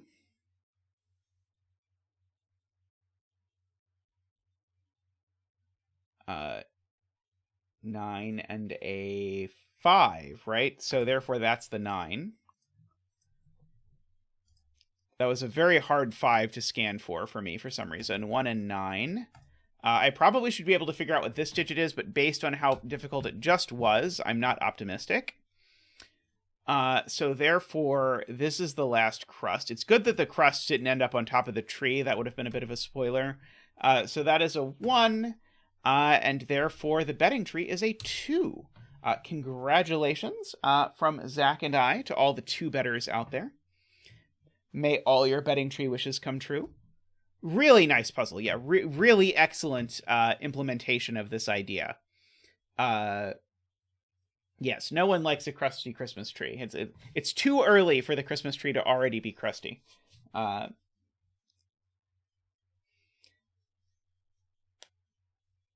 Very nice. Oh, by the way, I should mention, if you are at all interested in doing the Secret Santa on the Cracking the Cryptic Discord, the deadline for that, I think, is soon. So I highly recommend it if you're into setting stuff at all. You get to make a puzzle for someone on a cool prompt, and that is very fun.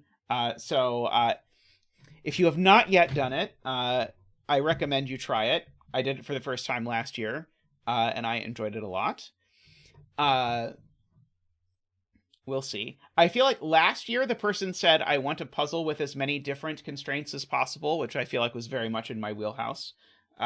We'll see what someone asks for this time. We shall see. We shall see. I can't set the puzzle on stream, but I can do my Secret Santa puzzle on stream. So I will do that at some point.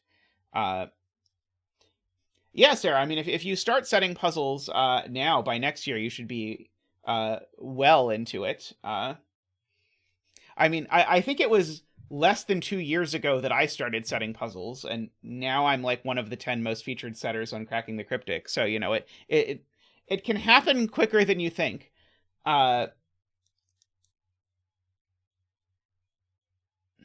Oh, you like the XSum one better? I probably, when I was looking at your stuff on LMD, I probably looked at both of them and said, well, I like sandwiches better. But apparently that one's also in our bucket, says Tristan. So we'll get to it at some point. Alrighty. Well, I'm going to take a quick break, and I'll be right back. Welcome back, folks. I understand if people are ditching out to go watch Simon, but we'll still be here. We've got a couple hours left, so should be a fun time. So next up we have a puzzle by Thermosnake, or sorry, a puzzle called Thermosnake. I won't judge. By Nordy. Nordy is one of the super supporters of the stream, one of our turbines, so that's always nice to see. So let's read the rules to this. So we need to put the digits 1 through 9 in every row, column, and 3x3 box. Thumbs up, I can do that. We also need to make 8-cell long thermosnakes. So draw 5 orthogonally connected, 1-cell wide snakes that do not branch, do not loop, do not touch themselves orthogonally, but may touch themselves diagonally. Snakes may touch other snakes, orthogonally or diagonally, very naughty, but they do not cross, overlap, or share cells. Each snake is exactly 8 cells long. The starting cell of each snake is marked with a white circle. Digits from snakes increase from head to tail. Okay, so I have to read that again. So the increase from head to tail, which one is the... Okay, so is this the head or the tail? The head, okay, the head. Okay, and they increase from head to tail. Okay, so the point is by good lifting, these are all 1 or 2. And so, therefore, we get one of the fastest digit dances we've ever gotten. Because this cell... And by the way, the reason why these are 1 or 2 is because if I started at a higher number, I couldn't make them 8 cells long. So we get to do this, and we get to bring out our digit dancing penguin, Zach. Woo, ba-doo, woo! Ba-da-ba-da-ba, woo! Ba-da-ba-da-ba-da-ba-da, woo-hoo! Ba-da-ba-da-ba-ba! Ba-da-ba-da-ba-ba-da-ba-ba! Whoop-boop! Thank you, Zach. Thank you. We do need a betting tree. I thought Nordy might randomly appear and give us a good betting tree, but I don't think Nordy has appeared. So I'm going to guess something like maybe that cell. If someone has done the puzzle and would like to propose one, by all means. Okay. So... Interestingly, and they only go orthogonally, right? The snakes, the snakes are orthogonal. So now this 2, it needs to connect to a 3 in one of these 2 cells. And now this 1, if the 1 went in here, it would now go to a 4. That's not going to work. So the 1 snake, it is going to have to snake its way down out of this box. Because it cannot possibly sort of continue onward in this box. Similarly, this 1 snake definitely can't snake its way back into, or can't snake its way into this box. So that is not going to work.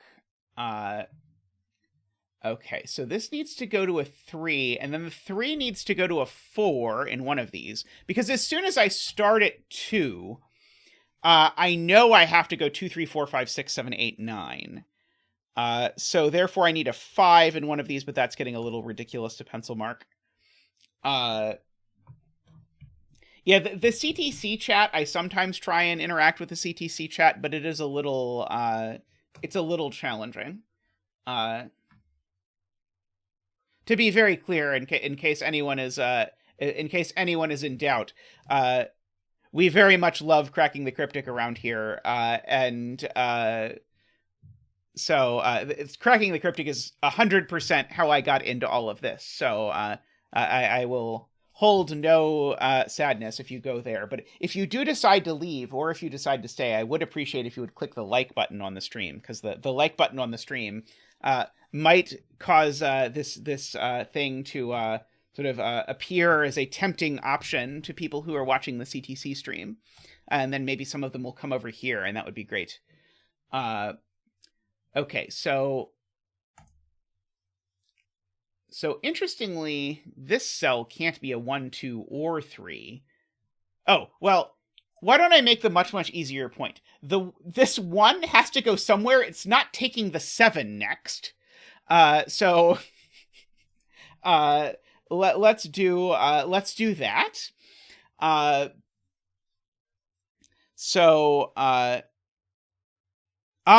Okay, so here's the point now. If this 2 snake comes here, it comes here, and now this cell's broken.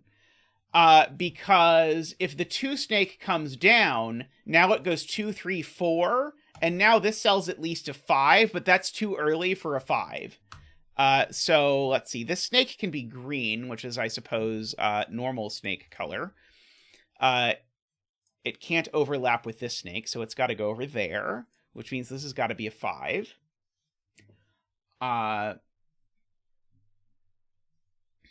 So by good lifting, this is a 2 or a 3, this is a 3 or a 4. Really knowing that this is a 3 or a 4 is the way that I was about to mark that this was a 3 or a 4, which is when I saw this couldn't come down. So we get that. Yeah, we used to get 70-ish viewers. Now we usually get 40-ish. It seems to go up and down in ways that I can't quite predict. I just try and convince people to like the stream, and if people like the stream, then I feel like I'm doing all I can to grow the stream. These digits are 2, 3, 4, 5, 6, 7, 8, 9. That one's not a 5. If this went here, it would have to go 1, 3, and then I'd have to get the 4 back over here.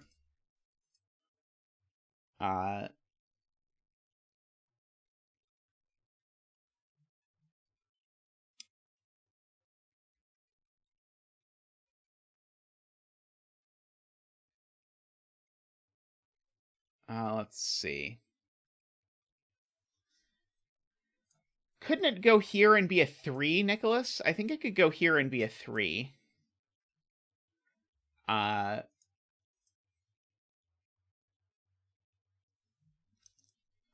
Is the point going to be that this can't get anywhere where it can be a 7? I don't know. This is always a 3. So the point is one of these is definitely a 3. Oops. No! Put the tree back! There we go. Thankfully, undo works with the tree. One of these is a 3, because the 1 can't go to a 2, is Mario's point. I believe it's Mario, yes. The 2 doesn't, or sorry, this 1 doesn't have a 2 to go to, so it goes one of these 2 directions and goes to a 3, at which point it goes to one of these 4 places where it becomes a 4.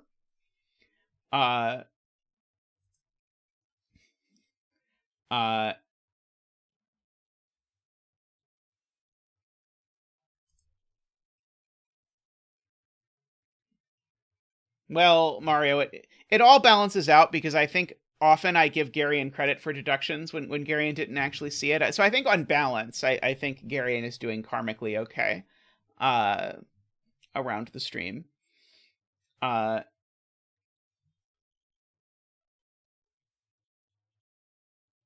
Right.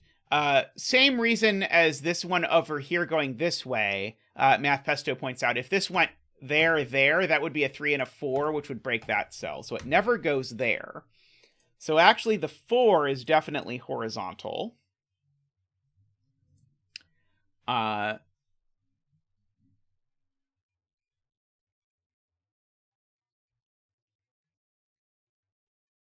right.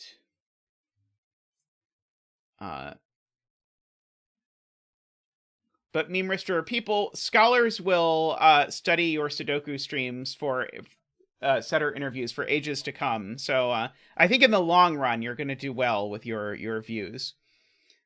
The 3 is in one of these cells, but that doesn't quite tell me enough.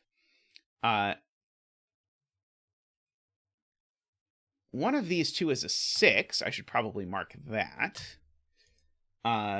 So one of these 3 is a 7. So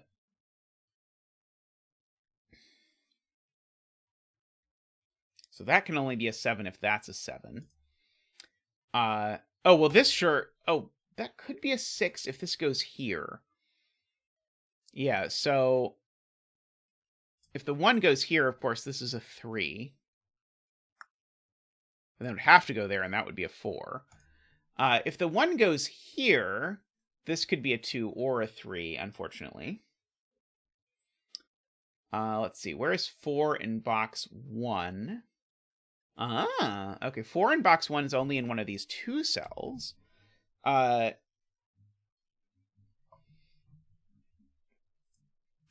see. That was a smart point from JLib.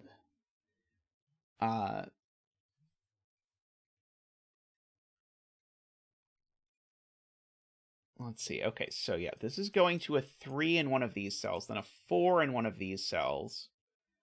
I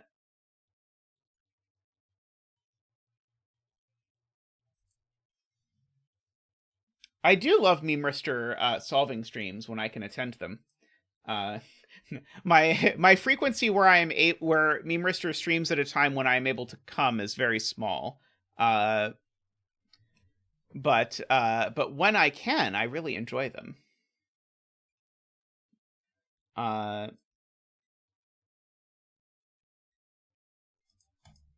If this comes up here, that seems okay. I'm trying to decide if there's something where I know a little bit more. And know one of these is a 6. I know one of these is a 7. So therefore, well, not that one. So, oh, that's interesting. Okay, only one of these 2 cells can be an 8.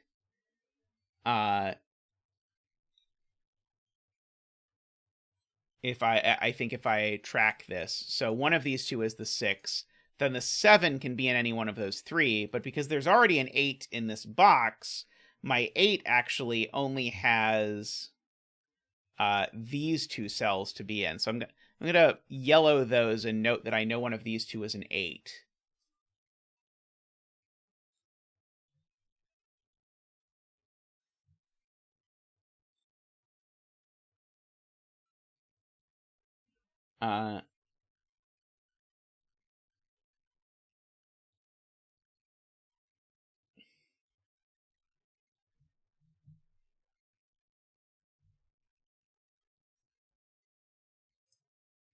Let's see. Sarah says if this goes this way, it breaks this cell.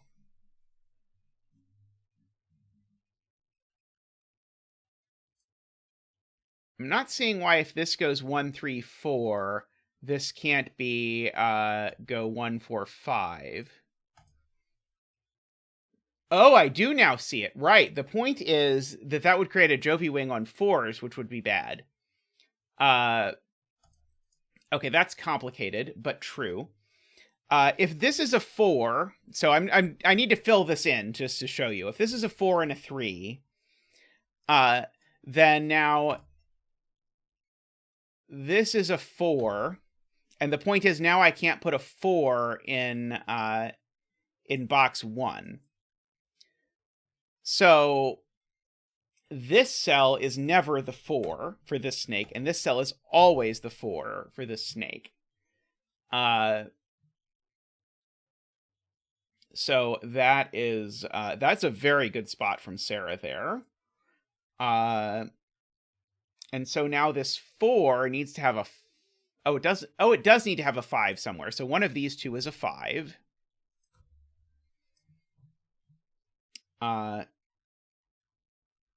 And now one of these 3 is a 6. Oh, but that one can't be the 6, because if that's the 6, I can't get away from this. Oh, no, I could just go to that 7. Never mind. So 5, 6, 7, 8, 9 would work.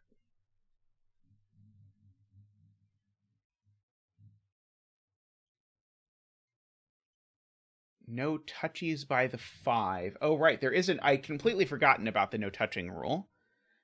Yeah, so I can't go 1, 3, 4, 5 because then the snake would be touching itself orthogonally because these 2 snake cells would share an edge. And despite the fact that I completely forgot about it, the rules absolutely specify that that does not happen. Thank you to Math Pesto for reading the rules. I hear reading the rules explains the rules, per the professor. So now I could go 6, 7. I could go 5, 6, 7, 8, 9.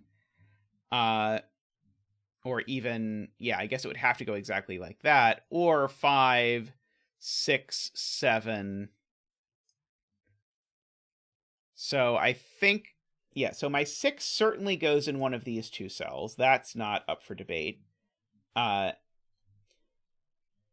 And then I need the 7 is either in one of these 2.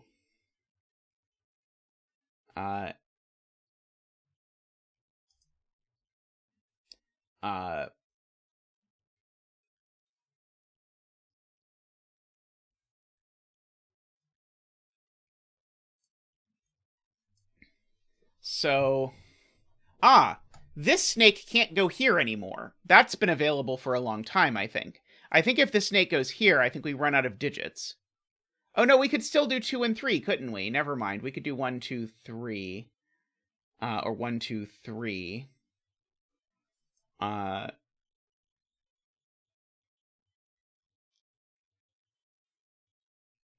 Never mind. I was thinking the fact that the 4 and 5 were already gone was going to be a problem, but it's maybe not a problem.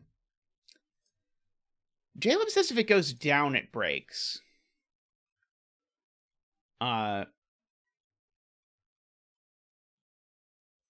So 1, 3, 4. I can make it that far. And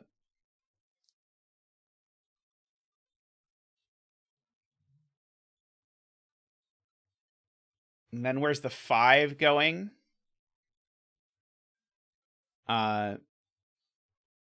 Is the point if I go down like this, then I force this to do something? 1, 3, 4, 5, 6, 7, 8. That's not enough digits. 1, 2, 3, 4, 5, 6, 7. And it can't do 1, 3, 4, 5. Oh, it can't do that because there's a 6 there. Okay, it's because of the given 6. That's what I was missing. Okay, so there's not enough room in box 1 for this to go 1, 3, 4, 5 and do that. But the key is the given 6. If this goes 1, 3, 4, 5, now there's no place for the 6. And it's already skipped 1. So actually it can't go down. I kept looking and thinking I was going to have to... Oh, that can't be red. I've already got a red snake. Don't be silly, Zeta. I kept looking at it and thinking I was going to have to look at both of these at the same time and convince myself that I wasn't going to be able to put 9 in the box or something like that, which sounded horrible. But the given 6 just made it easier, so that's okay. So this isn't a 6. It's now a 2 or a 3. The green snake has been pushed here into that 6. Oh no, I already have an orange snake as well. Well, this snake's going to be blue. It's going to go its own way. Okay, so now, in fact, this does have to be a 2. Because if it's a 3, now the next cell is going to be like an 18, and that's going to be broken. So this is going to be a 2. One of these two has to be a 3. And so therefore this cell is never a 3.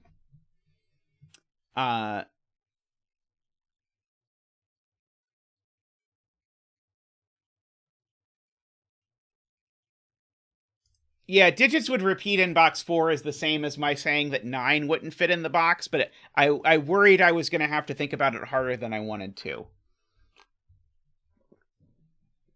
But I didn't have to think very hard to use the given 6. Okay, so yeah, one of these two is a 7. One of these two is an 8. So this taking that 4 is very tempting. If it goes down, then it has to go down again. And now it has to go 2, 3, 4. And now it can't go down further because this couldn't be a 5 or a 6. So it'd have to go here and be a 5, there and be a 6, or a 7. Can't quite get far enough in my brain ahead to break that. Let's see.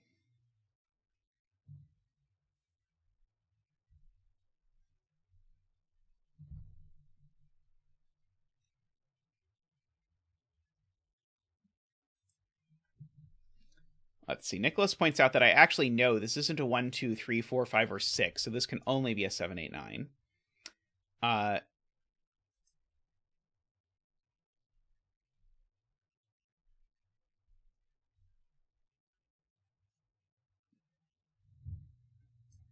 Oh, so Emily is thinking about the possibility that it does something like that, which I had not even considered, but I think is possible. I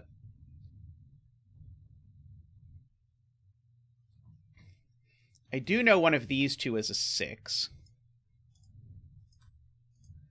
And one of these two is a 7. As ludicrous as that is to mark.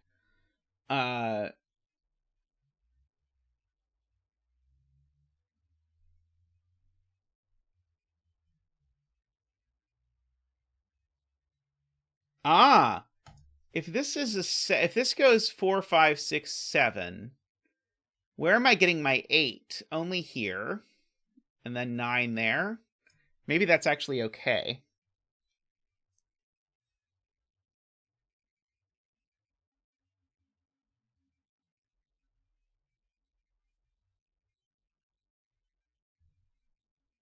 Ah, okay, okay.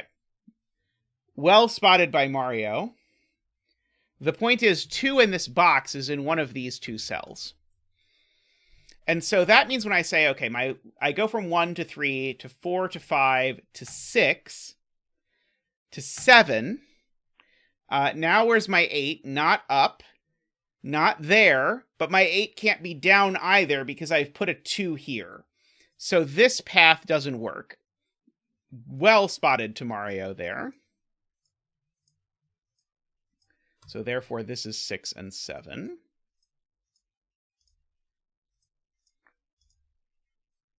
Orange snake get. So therefore that's 8 and that's 9. And therefore the red snake continues this way.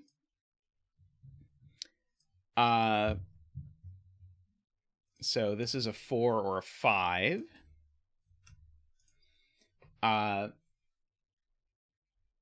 So down here, we know we've got a 1. Actually, the 1 is just placed here. Oh, and now where is 2 in this box? 2 in this box is only there. So this is, I suppose, a 3, 4, or 5. Well, it's not a 3. Oh, so where is 3 in this box? 3 in this box is here because of that 3. So no 3 there. So no 3 there. So therefore that's a 3. And we have a snake completion dance.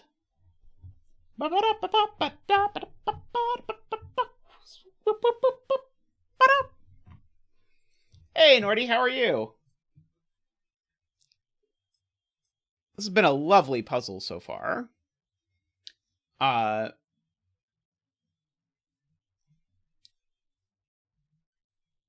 Okay, so Jaleb is claiming this snake can't come here.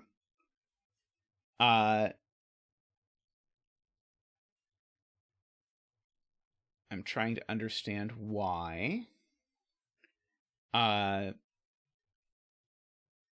It would be tight, but I don't know that I'm comfortable thinking far enough ahead to figure that out. Let's see. I know there's a 9 in one of these 2 cells, so I know there's a 9 in one of those 2 cells. But I mean, the other option is that it goes up here, which doesn't look great to me, but maybe is possible.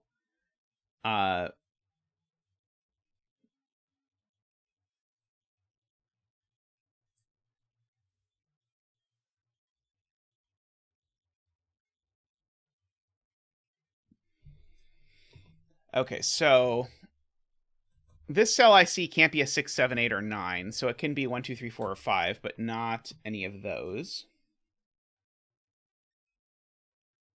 These are an 8, 9 pair, says Rangsk.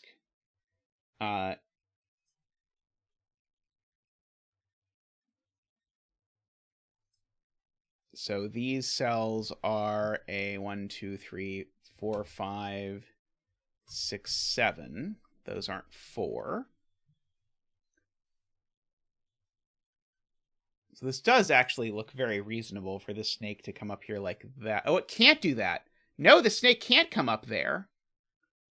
If the snake comes up here, it's going to have to touch itself. Because the snake certainly can't come up here and come here, can it? Oh, no, it could. It could go 1, 2, 3. So the snake could never come here or here. But this snake could come here and then there, maybe. Where it'd have to be 4, 5, 7, and then it would have to go 7, 8, 9 straight across like that. That doesn't work. No, it does. That would make this go 1, 2, 3. That's okay. Never mind. I think that's okay.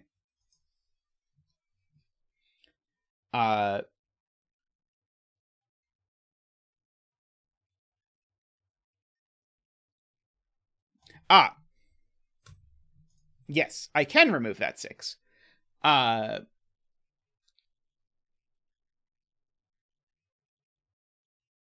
Yeah, the snakes not being able to touch themselves means the world where this goes here is incredibly specific.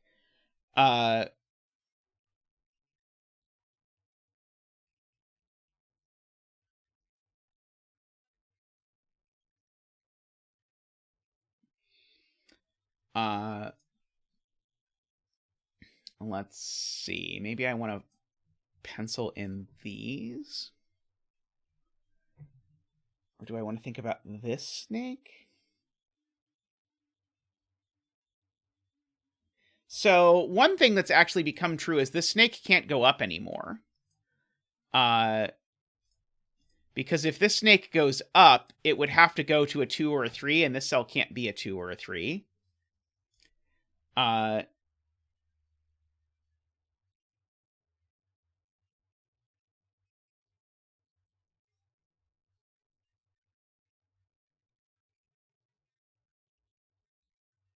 There could be a 9 in row 4, column 5. The point is, you have to go at least that far, which is now forced this, which is forced this. But it's possible that it works. I guess the point is this can't take a 9 there. So this would have to do... So in that world, this snake does that.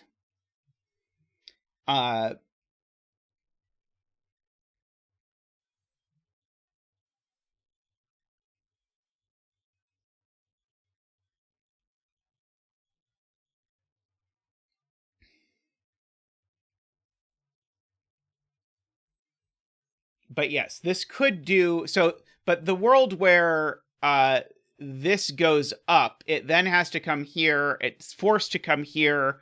And it actually, I think, can't come here. So I think it would have to come down.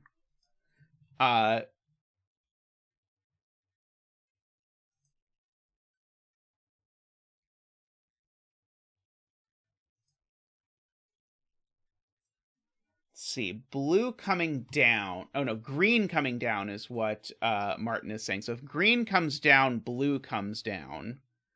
And then blue, if blue goes down, blue has to go down again. Is that a problem?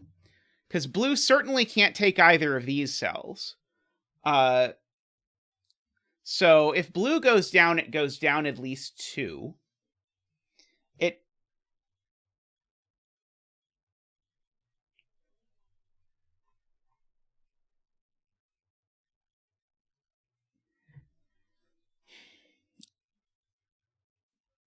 So maybe I should ask, what are these digits in that instance? So this would necessarily be a 3. This would be a 4 or a 5. Oh, it would have to be a 4. And now the next cell can't be a 5 or a 6. Okay, got it. All right. So the point is blue can't go down. If blue goes down, it's forced to go down again. This cell can only be a 3, because it would have to be a 3 or a 4, but there's a 4 in the box. So this is a 3. This cell has to be a 4 or a 5, but it can't be a 5, because there's a 5 in the column. So this is a 4. Now this digit's a 5 or a 6, except it sees 5 and 6. Unless it went that way, that could be 4. No, this can't be 4 and then 5 either, because that would break that cell. Okay, so I think we've proven blue can't go down, although it's not a good proof. But I'll take it. And so now blue needs to next take a 4 or 5, which it could only do there. Green is now forced to do that, because he already played this game. So that is a 9 and an 8. So blue goes down here, making this a 5 or a 6. This can only be a 5 or a 6 for the row. It can't be a 7. So neither of those are 7. That gives me a 4, 5, 6 triple in the row.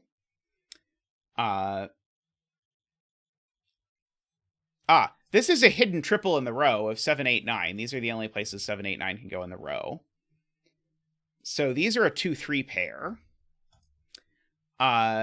This is a 1.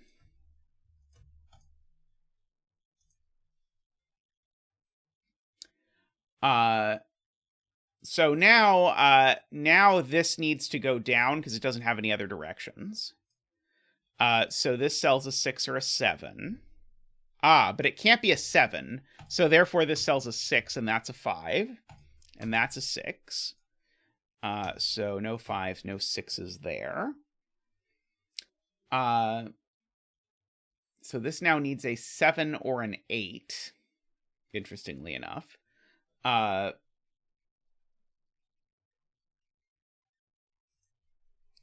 that seems helpful.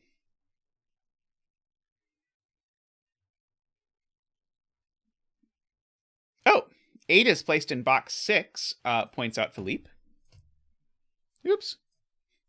8 is placed in box 6, but not where I tried to put it. This has been very cute. I have enjoyed this so far. This doesn't need an 8 corner mark anymore. Make 6, 7, 8 look really tempting. Blue can't come left anymore, because if blue comes left now, this has to be a 7. But now I would need to be able to put... Actually, could I go 7, 9? Maybe I could go 7, 9. Darn it.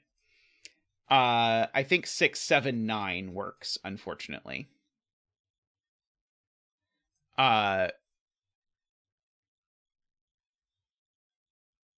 It might well break red.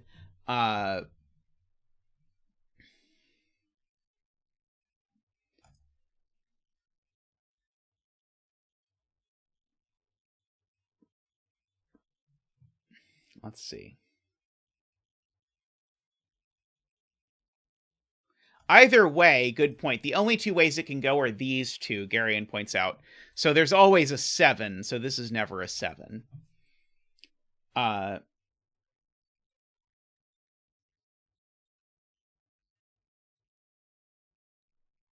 3 in box 5 is placed. Good spot from Kurabon. Welcome back, by the way, Kurabon. I hope you had a fun adventure, whatever you were up to.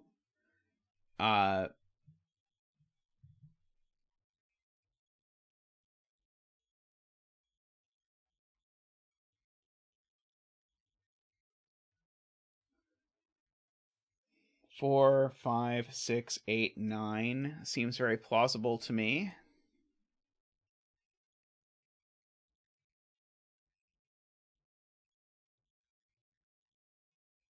Nine in box 6. Ooh, 9 in box 6 is here.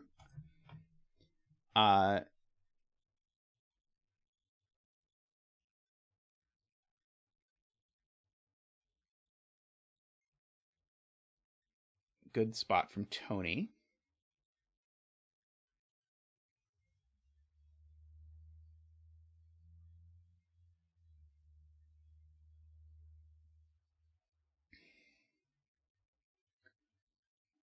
Let's see.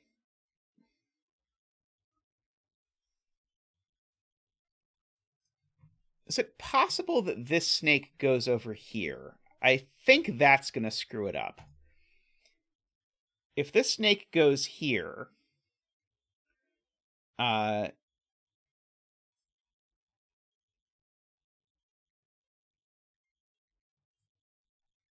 this can just never be a 2. That's the first point.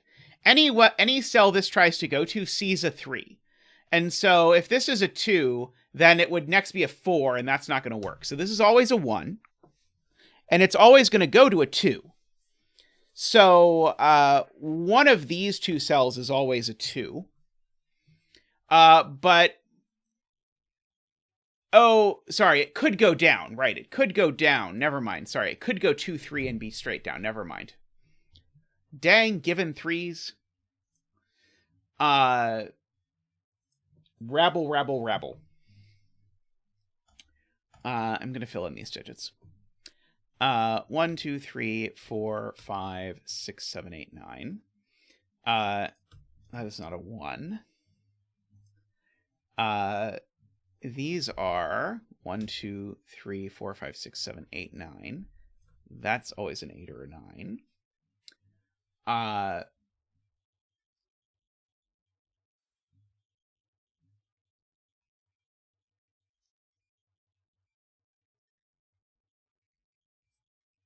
It is true. The 2 in row 6 can only go in one of these two places.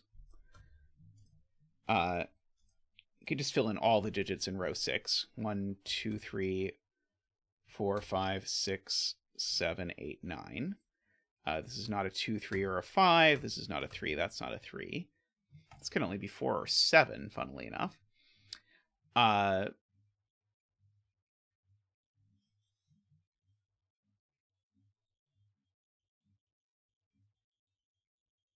There's always a 7 in one of these two cells, Kurabon points out.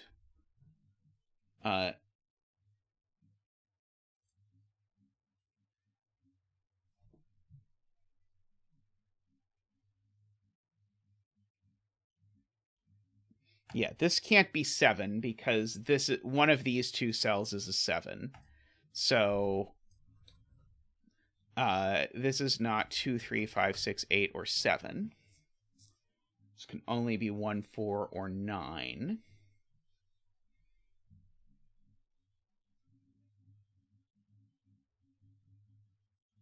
I guess if this comes here... If this comes here, isn't it toast? Oh, no, it could go 7 and then 9 there. That might be okay, annoyingly.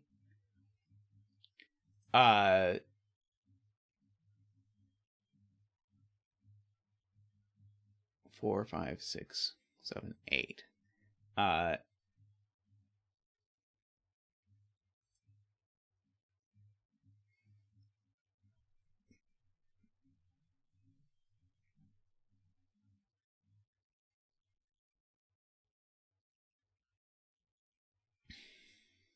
2, 4. If it goes that way. 3. And then I need a 4 in one of these two directions. So if this does go down, it forces one of the yellow cells to be a 4. So actually, if this goes down, it makes the yellow cells a 2-4 pair.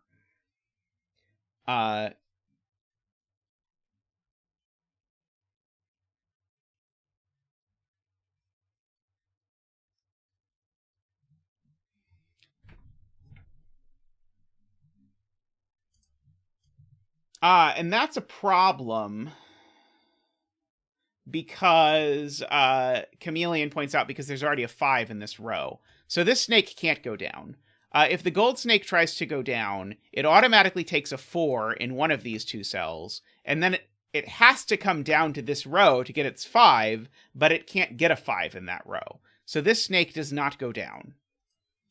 And so if that snake doesn't go down, that means this really does have to be a 1 with a 2 in one of these two cells, meaning that this is not a 2. Now we've got a little Jovi wing on 2s, because we know one of these two cells is a 2 for this row, one of these two cells is a 2 for this row, and so therefore that is a 3 and a 2. I don't think it's a proper X-wing, because it's only in 2 boxes, right? And so now we go...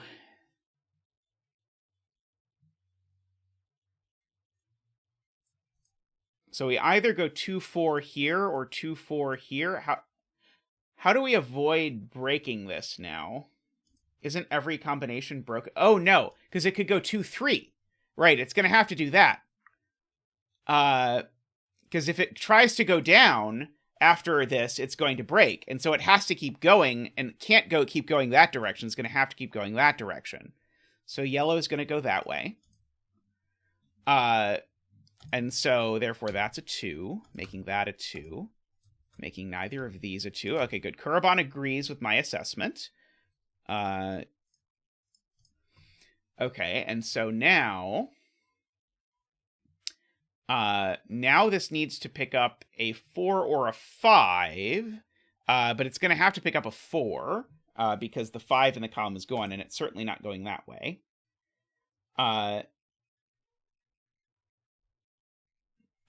This cell's now a 7. Fun fact. And now the fact that that cell's a 7 now means, remember, the blue snake needs to take a 7 next, and so the blue snake takes that 7. It needs to take one more cell, which needs to be an 8 or a 9. The only one it can take is that one. Several people in chat were sort of contributing to that naked single 7 and the consequences that it had for the blue snake. One of these two I know is a 4. So one of these two I know is a 4.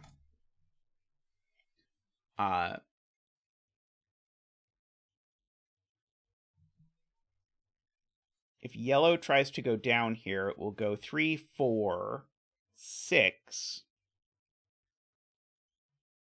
I don't see why that's wrong.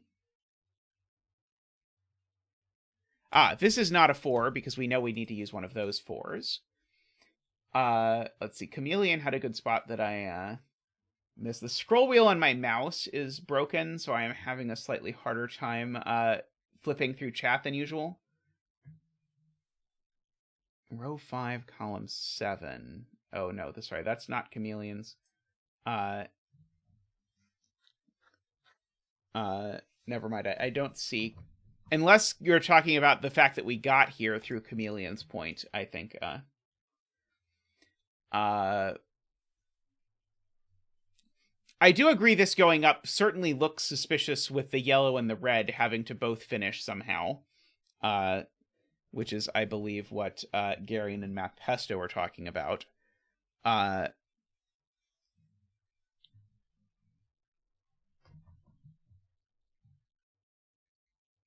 Because I think this could go 1, 2, 3, 4, 5, 6, 8, 9. Oh, no, that touches itself orthogonally.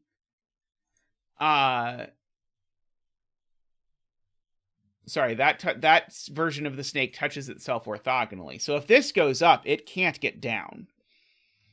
So if this is going to go up, then I'm going to need to take 3 cells out of this collection for yellow, and 3 cells out of this collection... Sorry, and 4 cells out of this collection for red. Sorry, it would be this collection, right? Because I know red can't take any of these cells. We already proved that a while ago. I don't remember exactly why. It would go 4, 6... Yeah, right, it can't get to the 8, 9. So red takes at most this cell, and then the rest of the cells it takes are from here. And if yellow went up, it certainly couldn't get any cells out of these. And so every cell in here would of necessity be yellow or red. But that just topologically doesn't work, because this cell can be neither in that universe. So yellow goes down, making this a 4.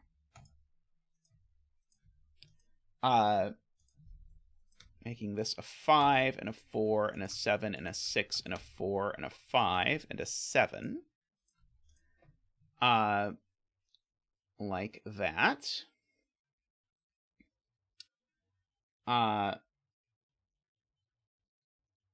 So yellow has to go down again, making that a 6.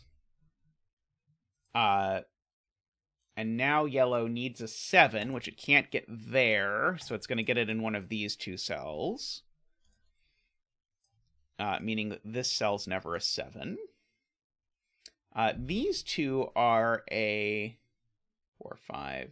These are a 6, 9 pair. Oh, and I know the order, so that's the 9 and the 6.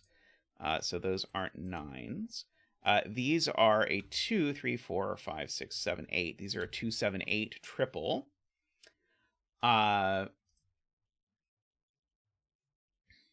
So we've got that. One of these 2 is a 7. If that were a 7, we could go 7, 8, 9. If that were a 7...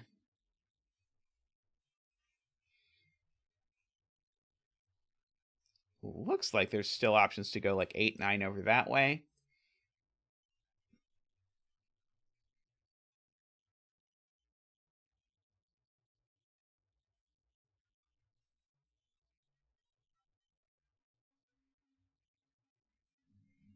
So how am I ever going to know if red does this or does that? But is there any way red doesn't take this cell? I don't think so, right? It's either red goes up, in which case it takes this cell, or red goes right, in which case it takes this cell. This cell's always a 7, right?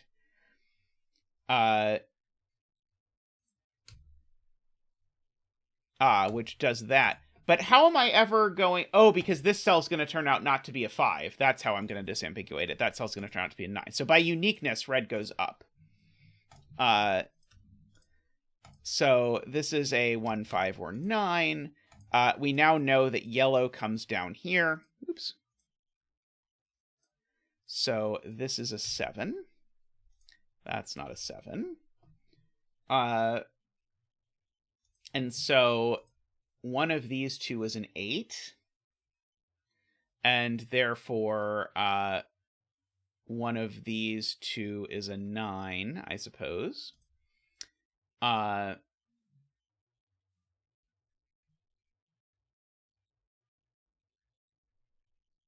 Yeah, and so either way, red needs to go 8, 9 after this point. So red, I know, through some mechanism gets here, and then red needs an 8 and a 9. The only place red can possibly get those is there. So red is doing that, which then tells me where yellow gets its 8. And now yellow can't get its 9 below because there's a 9 in the column, and yellow can't go up for multiple reasons. So yellow gets its 9 there, making that an 8 and a 2 and a 5 and a 2 and a 7 and an 8. Making that a 9, which does the thing that I said it had to do to force that red does that. And so that is a 1 and a 5. So this needed to be a 9, otherwise the puzzle was not unique. But it turned out it was a 9, so as one would expect. That's a 9. These are a 1 and a 4. Let's see. These are a 4 and a 7. These are a 3, 4, a 5 and a 9. Apparently they're not 5 and 9. Let's try again. These are a 5 and a something else. 5 and a 6. I see. This is a 1 by the column, and then by the box, the betting tree is a 3.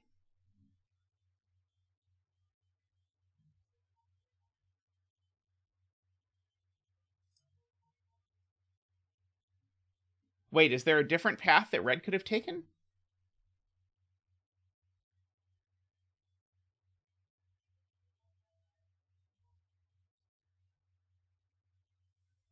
Oh, I see, I see. So Ranks is just outlining the uniqueness argument, I believe.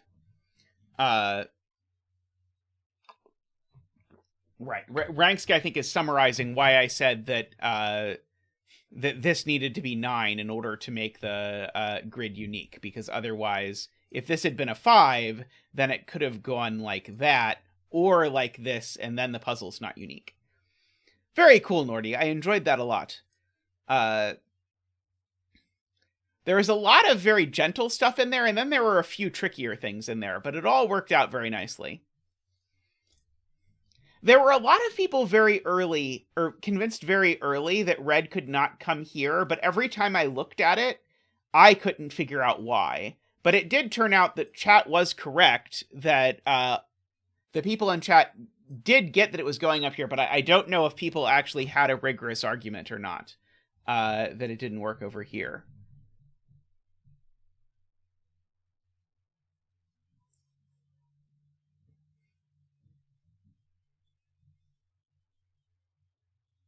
Alrighty. Well, I'm going to go fish us up another puzzle, and I'll be back shortly. I'll be right back. Do take a second to like the stream, by the way, please, if you have not done so yet.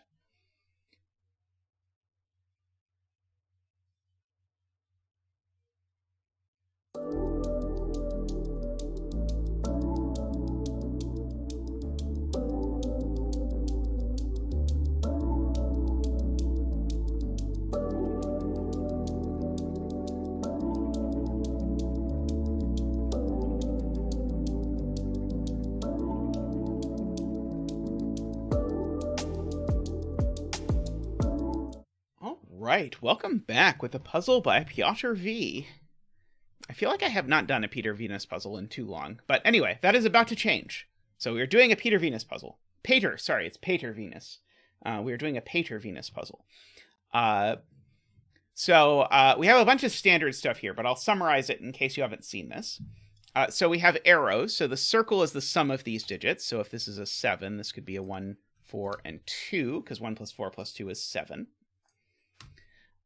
These digits just need to be consecutive, so it's exactly like there was a white dot here. These digits along this indicated diagonal sum to 17. These sum to 36.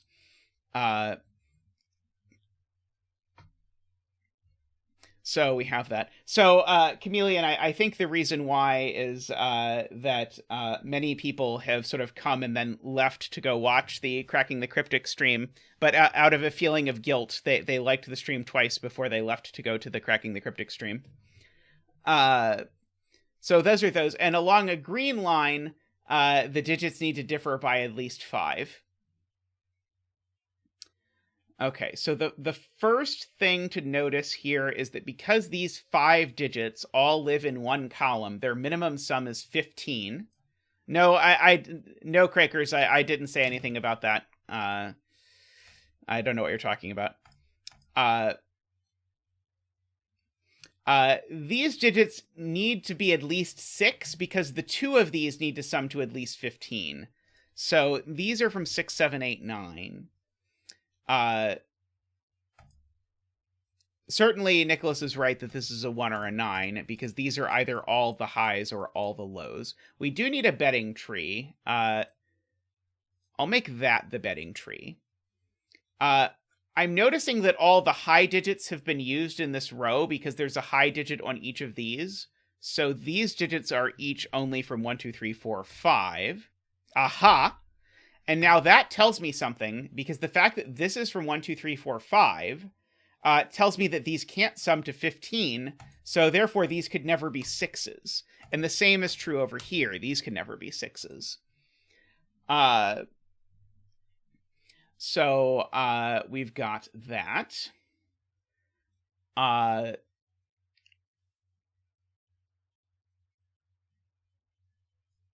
Yeah, Garion points out the largest these can sum to is 17, so you always need 1, 2, and 3 on the arrows, which means that these digits aren't 1, 2, 3, and so therefore are a 4, 5 pair, and therefore this is not 4 or 5, this is 1, 2, or 3. I agree with that assessment.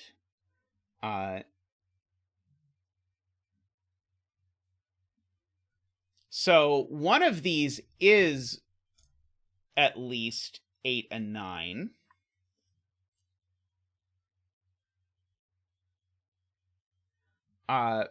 If these are both 8, 9 pairs, then that's a 1, and these are 8, 9 pairs, which is interesting.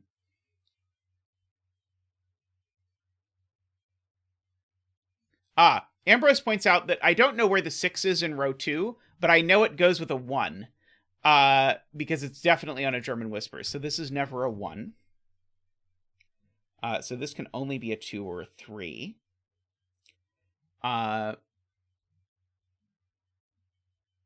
Let's see. There's definitely a 9 Jovi Wing, because I can't make these 7, 8 in any case. So there is a 9 Jovi Wing, so there is a 9 in one of these cells. That is true for sure.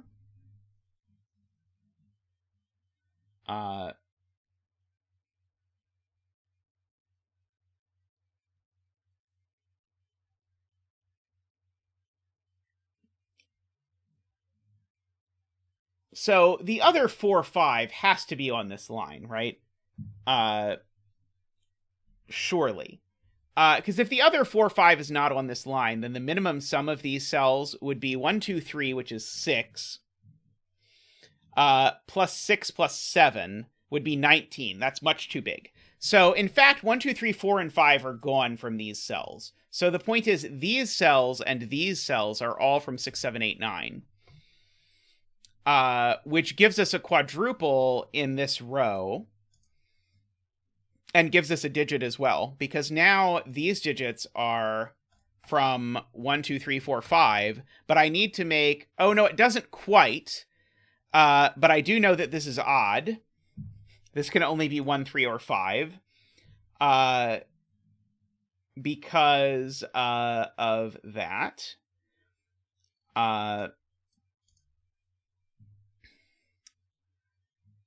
Sorry, I was thinking this is going to have to be a 3 to make one of these 1, 2, and one of them 4, 5, but it doesn't have to be. It works any which way you want.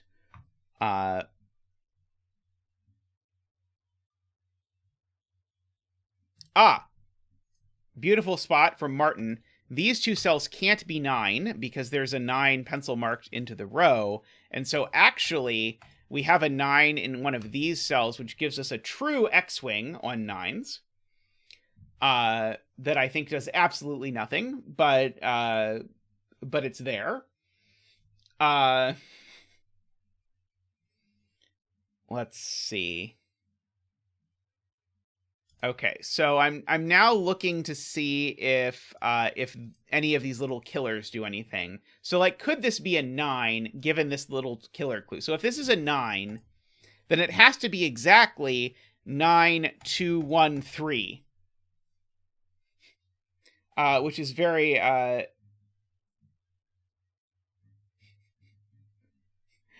it does something, J40 says. It crushes the dreams of the 9 betters. That's true. It does crush the dreams of the 9 betters.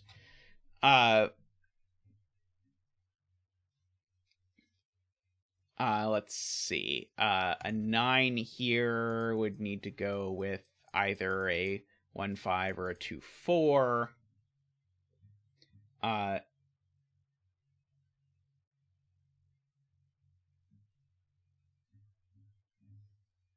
Nicholas says if I min-max the 36 clue, I'll see that this cell can't be a 1. That sounds pretty painful, but let's have a look. Okay, so these are a maximum of 17, and these are a maximum of 17. So together they're a maximum of 34, which indeed means that this is at least 2. Let's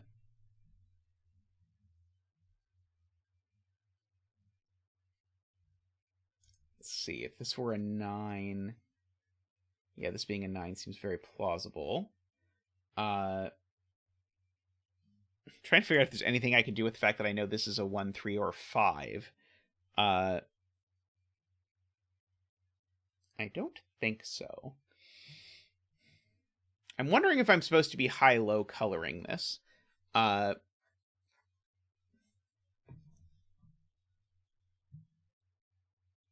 least one of these needs to have a 6 on it, right?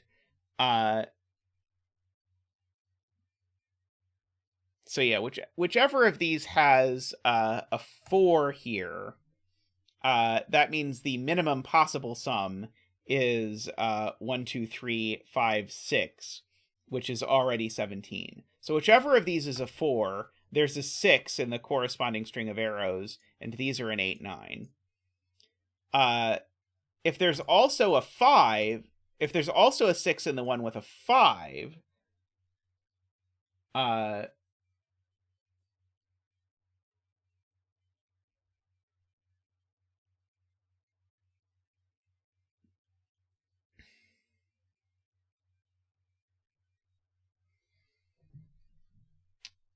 Nicholas pointing out, I know that this is a 1, 2, 3, 4, or 5. Because of the 12 little killer. These two need to be at most 5. Since this is at least 6. Which is true.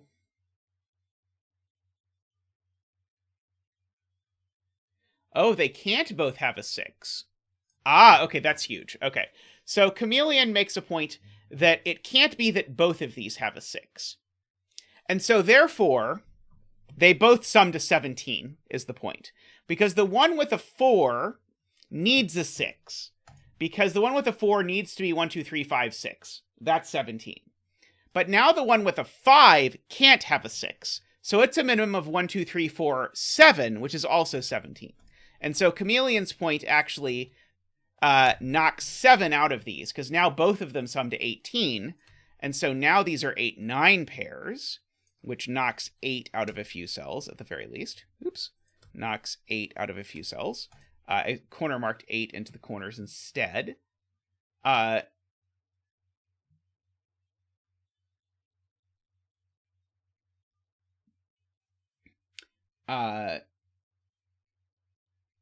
Because ranks, we knew that this was a 6, 7, 8, 9 quadruple. That's why the Renbon couldn't be 5, 6. Okay. So now the point is, now there's a 6 and a 7 on the whispers in this row. The 6 needs to go with a 1. The 7 needs to go with a 2, which means that this digit is a 3. And we can bring out Zach to do the 3 dance for us. Ba-boop-ba-doo. Woo! Ba-doo-ba-doo. Boo! Ba-doo-ba-doo. Boo! Woo! Ba-doo-ba-doo. Boo! Boo! Woo! Ba-doo! Woo! Woo! Woo! Da-ba-ba-da-ba-ba. Woohoo! Ba-da-ba-da. Wah-ha! Thank you, Zach. Thank you. Much appreciated. So again, just to reiterate, these are 2, 7, and 1, 6. So that 3 says this down here isn't a 3.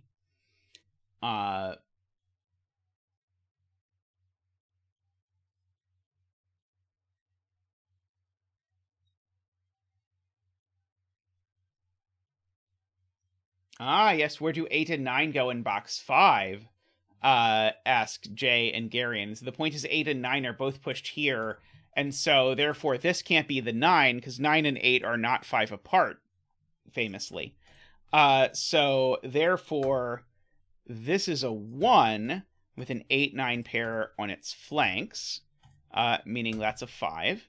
It's okay. Zach did earlier have an issue with a 1 dance, so maybe it is best that I filled in the 3 first. So these are a 6-7 pair.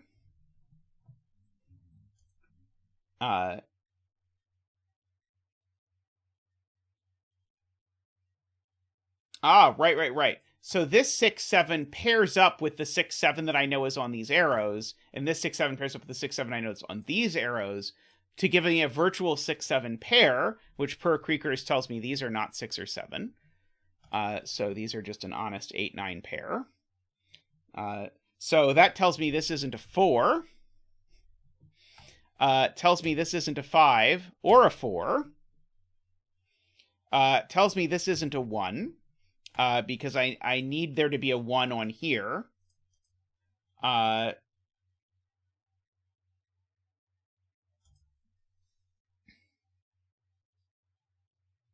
Okay.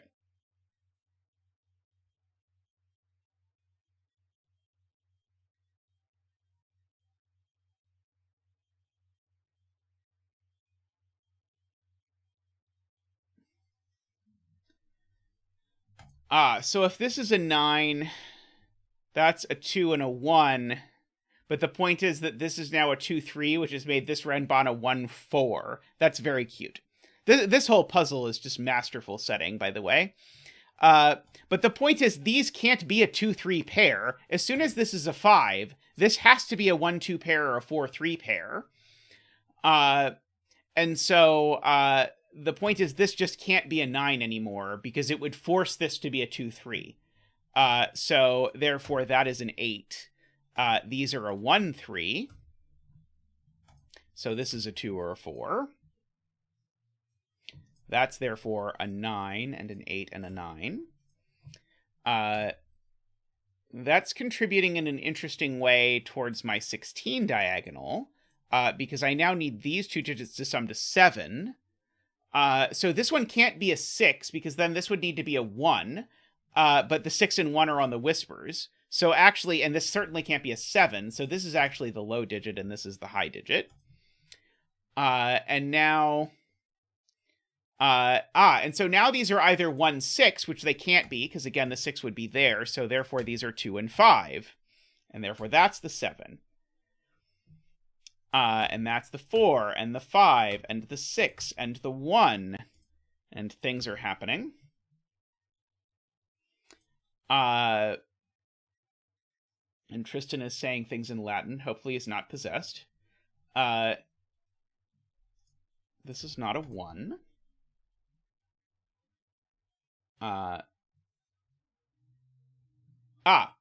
Now Nicholas is saying he believes that we can use some math to restrict the values of this cell.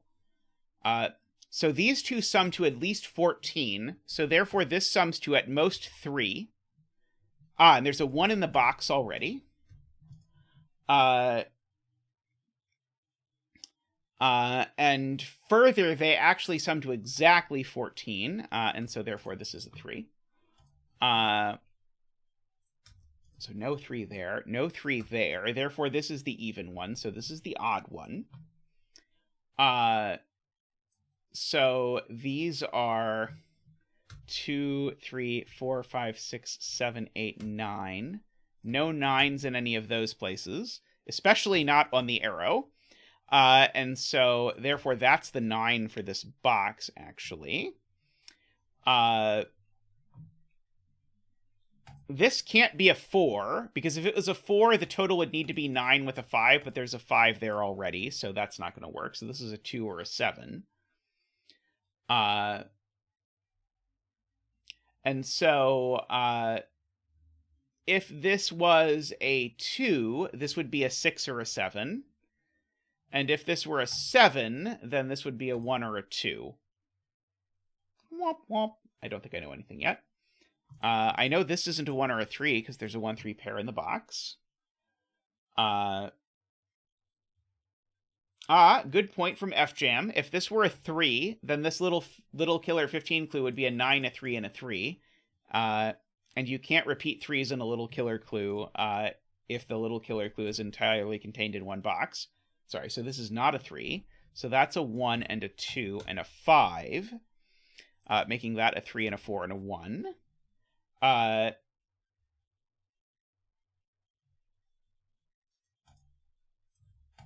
Okay, so that's not a 2. Okay, so this digit's at least 3.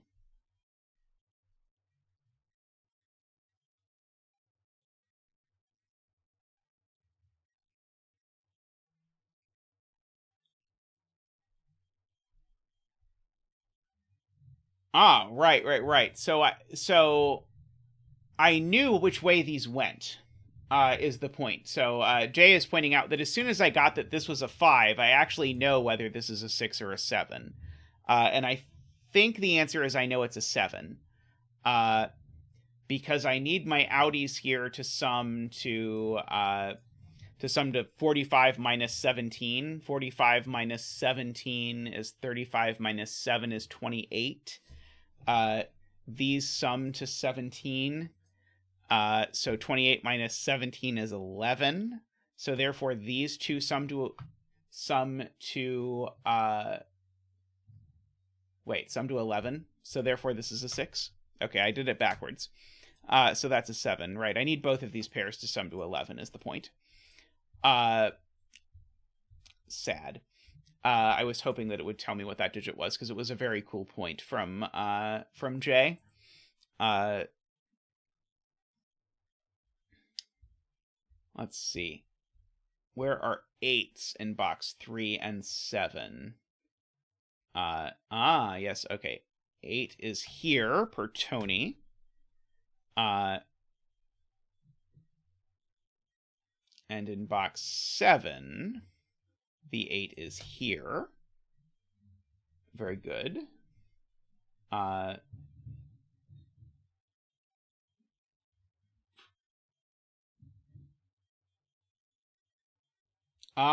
Now, right, okay, this, I was just gonna look at this 36 little killer again, because now the maximum here isn't 17 anymore. So the maximum here is actually now 16 plus 17. And so 16 plus 17 is 33. So I need this digit to be at least a 3. And so therefore this can't be a 2, so it's got to be a 7. Garion spotted that, which was very, very well done. So this is a 1 or a 2.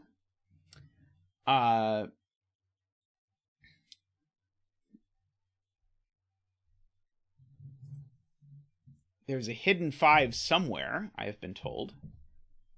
Its exact location is a mystery, even to the scholars. 1, 2, 3, 4, 5, 6, 7, 8, 9. It's not a 3. That's not a 3 either. That's not a 1, but actually it is a 3 because that's a 1, 6 pair.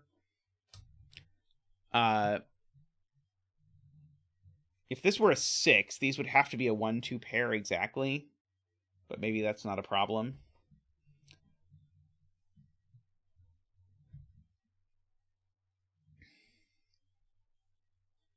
Let's see. So I guess maybe one thing I could ask is if this was an 8, it would have to be 1, 3, 4. And if this was an 8, it would have to be 1, 2, 5. But I don't necessarily see a problem with either of those. At least not out of the box. These digits I might as well fill in. 3, 4, 5, 6, 7. 3, 4, and 7. In fact, that one just is a 7. So this is a 3 or a 4. Interesting. 9 in box 9 is not on the arrow, and it's not in the row with a 9. So 9 in box 9 is here, per Medhi. Medhi always there with the clutch spots. I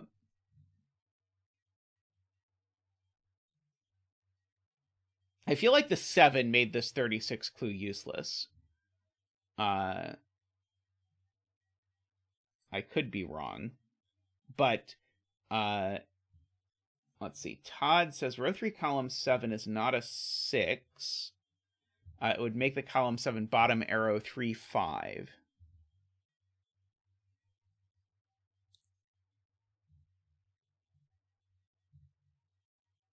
This is a 6. What's wrong with this bottom arrow being 3, 5?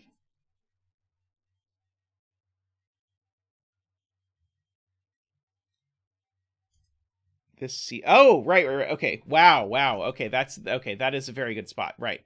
Okay. So I think the point is we should. If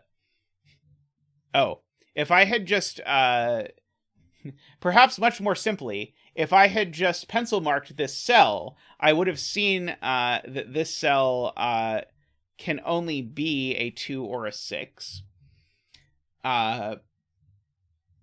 So this being only a 2 or a 6 means that this can't be a 6, because if this was a 6, it would be 6, 1, 2 and strand this cell. Very well spotted, Todd. So yes, I needed to have pencil marked this cell, but it was a little close to the betting tree to be pencil marked this early in the puzzle, but it is a good spot. So that's a 1, that's a 6. No 1 there, no 1 there. I can probably get rid of these corner marks as well.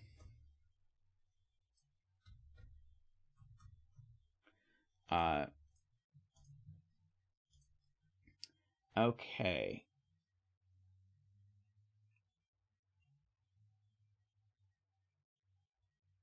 So if this is totaling to 8, then these would have to be 1, 2, 5.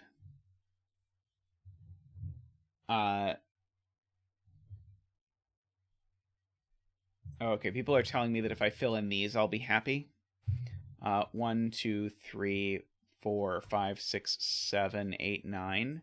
So this is just a naked 7. And so these are 2, 3, 4, 5, 6, 7, 8, 9. These are 2, 4, and 6.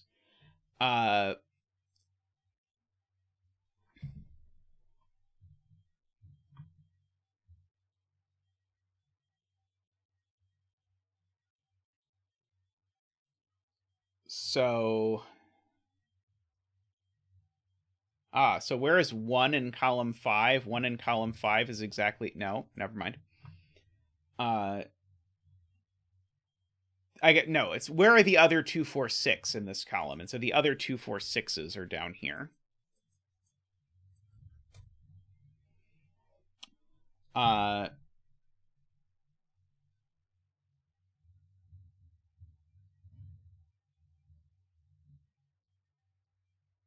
So these two cells need to sum to at least, let's see, okay, so these 14 plus 9 is 23. So these need to sum to at least 13. So they're at least as big as 4.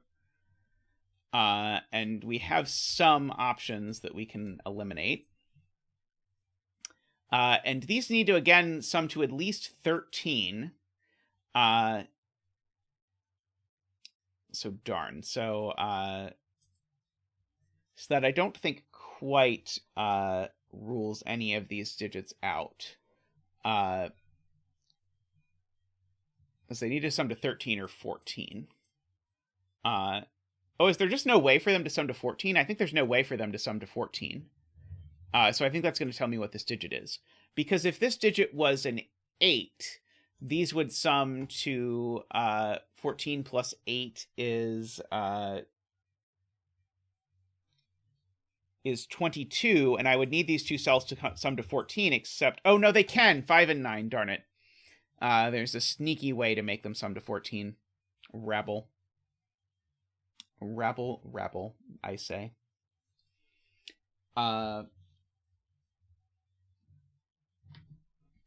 Let's see. But other than 5 and 9,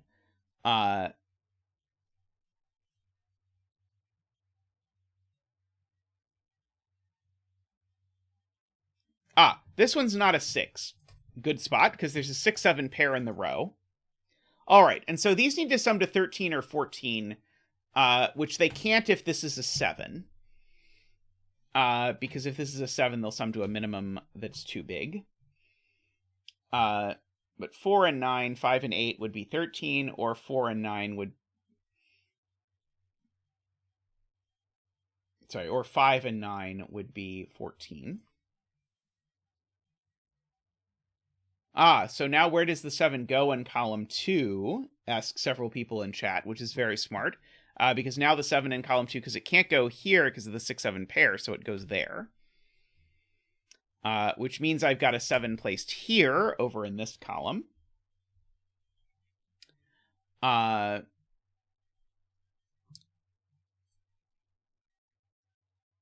don't know if I really want to fill these in, but I will anyway.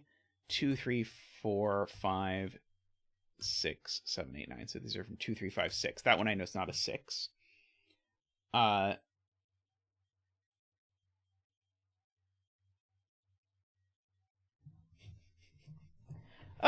we have a donation from David Ratner, $5 for doing a Pater Venus puzzle. Thank you, David. And I really do like Pater Venus puzzles. There are many cool ones that we've done. I will have Zach do a donation dance. Woohoo! Woohoo!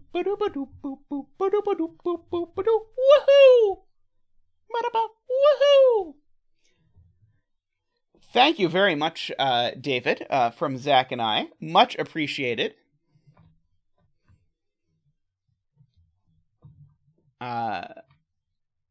One in box 6 now is placed here. It has been pointed out apparently by many people. Row 5, column 8 is a naked single 4, which is great. Let's see. I should probably have filled in a long time ago what these digits actually are, which are 2, 3, 4, and 5, in case one of them becomes relevant. 1 in box 4 is here now. Okay, gorgeous. Just by Sudoku, because it can't go there because there's a 1 in the column, which is going to be a huge help because it's going to fill in all of these. So this is an 8 arrow with a 2 or a 6 on it. So the other digit, therefore, is also a 2 or a 6. Oops, sorry. So this is not 2 or 6. Stop it! Stop it! So this is also not 2 or 6. There we go. So we've got our little 2, 6 there. I got there eventually. This is a 2, 3, 4 arrow. That's not a 4. Let's see. Okay, so we've got our arrows sorted out. So now we've got a 2, 3, 4, 5 quadruple in row 4. And so, therefore, these are not 1, 2, 3, 4, 5. So these are 6, 8, and 9. We're not quite as good down here, sadly. Okay,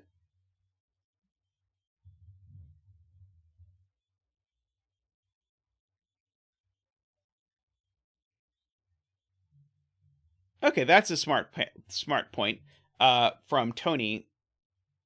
Sorry, from Medi. Where's the other 8, 9 in row 5? And so it can't go there because there's an 8, 9 in the column, and so it can only go here. And so this is the other... Oh, sorry, this is a 2, 6, 8, or 9, isn't it? That's a little less exciting.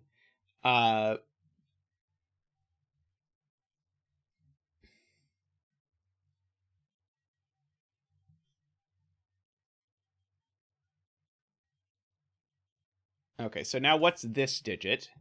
This digit is now now only 1, 2, 3, 4, 5, but it's not 1, 2, or 4.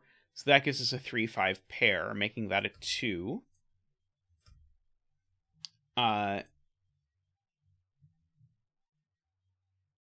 So that's a 3, 4, 5 triple now. So this is a 6, 8, or 9. And now we have to remember that this little killer exists. So what is the absolute minimum that this little killer can sum to? So those two sum to 9 already. Plus 6 is 15. So 2 and 1, 2 would do it. So these have to be a 2 and a 1, 2 and a 6. Otherwise, it's not actually summing to the correct total. So therefore, that's a 6 and a 2 and a 1, and a 4 and a 6, and a 2 and a 5 and a 1. No 2 there. Let's see. Okay, so we've got all of that done. Okay, so now this is a 3 and a 4.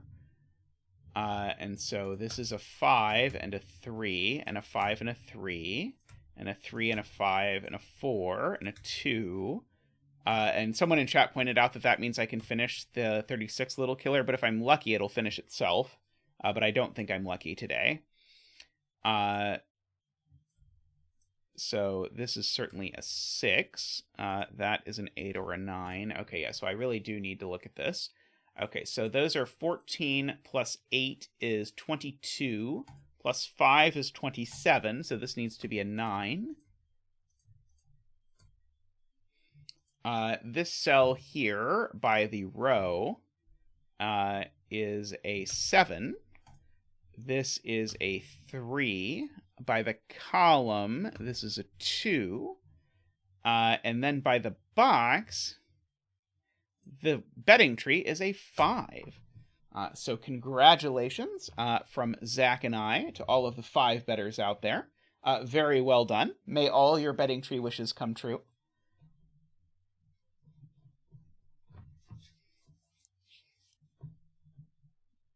Very nice. That puzzle was art. I'm sure Peter will watch this later and will enjoy it. But yeah, that puzzle was just excellent from start to finish, and it wasn't set, which I very much appreciated.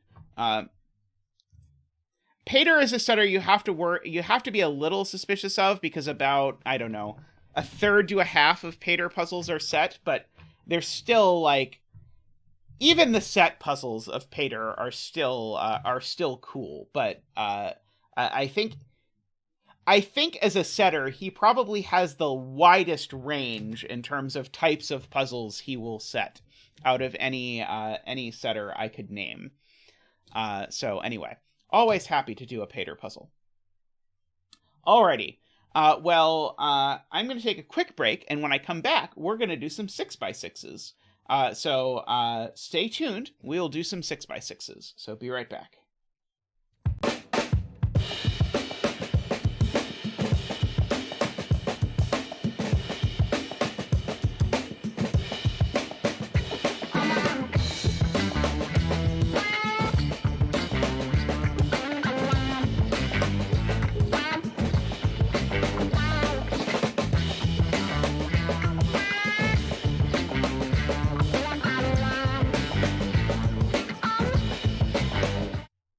Okay, well, I said we were going to do some 6x6s, but I'm actually going to start with a 3x3.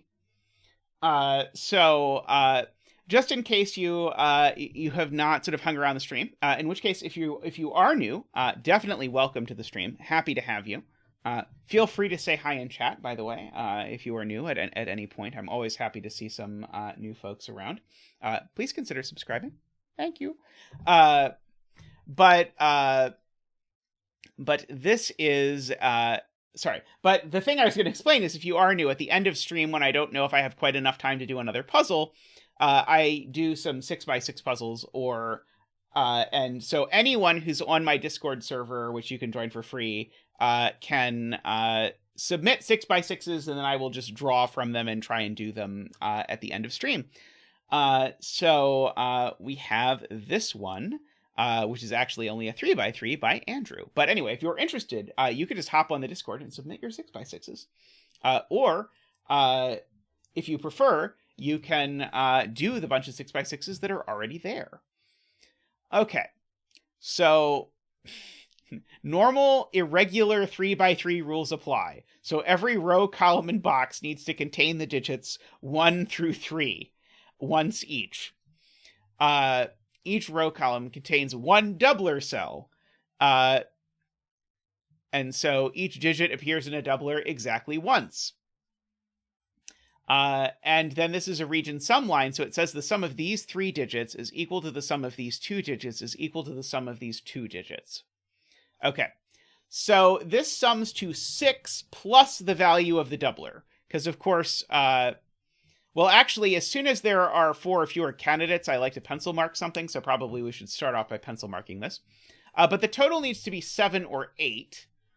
I don't think it could possibly be 9, can it? But what that means is, because the total is at least 7, I need to have a doubler on this line, or I'm not going to get to at least 7. And I need to have a doubler on this line, or I'm not going to get to at least 7. Which tells me the doubler on this line is here. So it tells me that these aren't doublers. And now, this doubler can't be a double 1 even, because again, the minimum total is 7. And so a double 1 plus 3 doesn't get me anywhere close. And the same thing is true on here. The doubler can't be 1. Because if the doubler was 1, again, the maximum I would get to is 5. So in fact, the doubler 1 is down here. And so this digit, therefore, is a 1. Because of that. So none of these are 1s. That is a 1. So therefore, that's not a 1. The total now, remember, okay, and so this is not a 1, so this is the doubled 1, because remember, we need to double a 1 somewhere. So this isn't doubled, and this is doubled. Now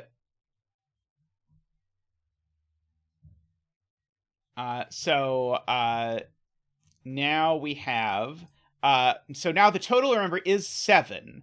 So this is a 3 in order, because 1 plus doubled 3 is 7. And so now by doubler logic, that's a 2. So double 2 plus 3 is 7. And we get that. Well, that is certainly the coolest 3x3 I have ever done. That was very neat. I liked that a lot. I was a little afraid that this was going to be like a 50-minute 3x3, but that was very cool.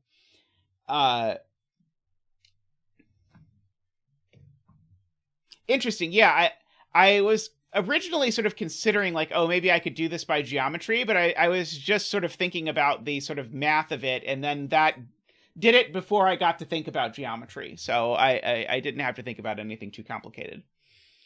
Alrighty. Be right back. I will pull up another. This next one will probably be 6x6. Probably. Be right back.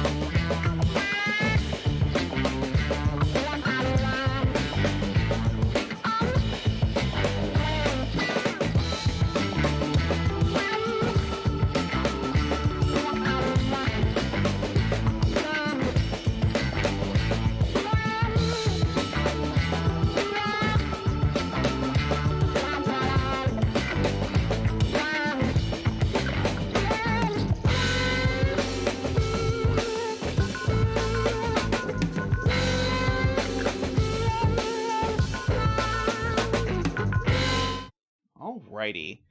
Let us do this puzzle by Pallando next. So this one is a 5x5. So also not a 6x6. There are actually a surprising number of not 6x6s floating around in the 6x6 room, which is fine. It should really be 6x6 or less, but that is a ridiculous name for a room, so we're not going to call it that. So we have here a few different things. So the Renbon cells need to contain consecutive digits.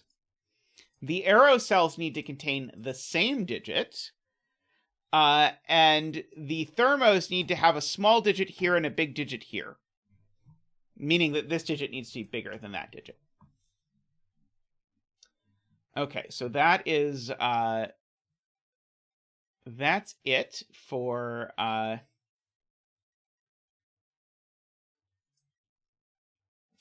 this. Okay, so,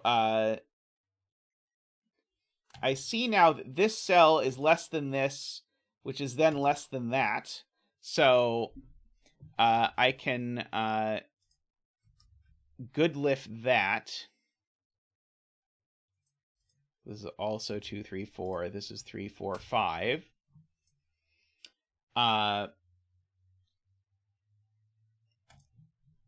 So this is 2, 3, 4, 5. So I know there's a 1 in here, so I know this isn't a 1.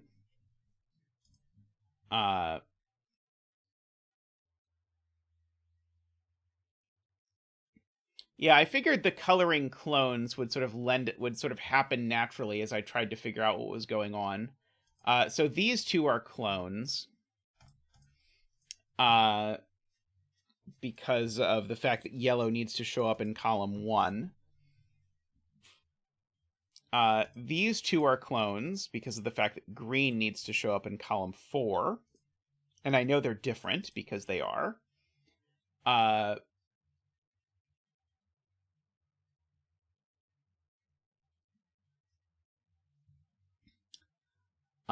Let's see. So this is a 2, 3, or 4. So this is a 3, 4, or 5. So I'm now down to only 2 places that 1 can go in the central T. Right.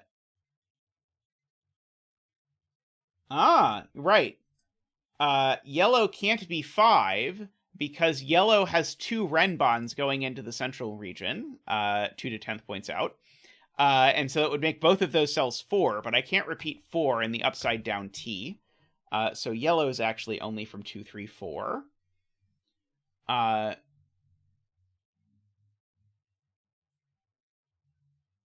Likewise, if green was 4, it would thermometer 2 5s into the central T, which doesn't work. So green is not 4. Oh, this cell's also green. I don't know why I didn't color that cell green. So that's a 4, which now means this isn't a 3. This is now a 1 or a 2.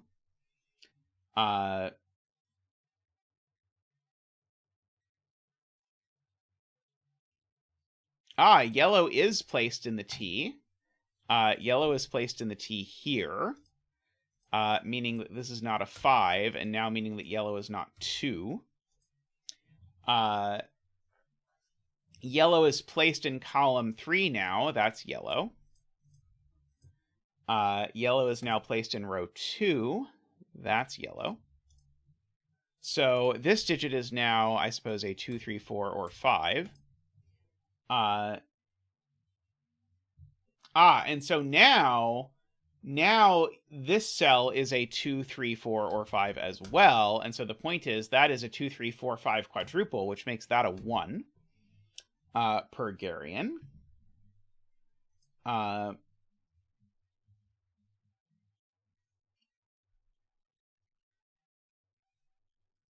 And now green is placed in the T. No, green's already in the T. Never mind.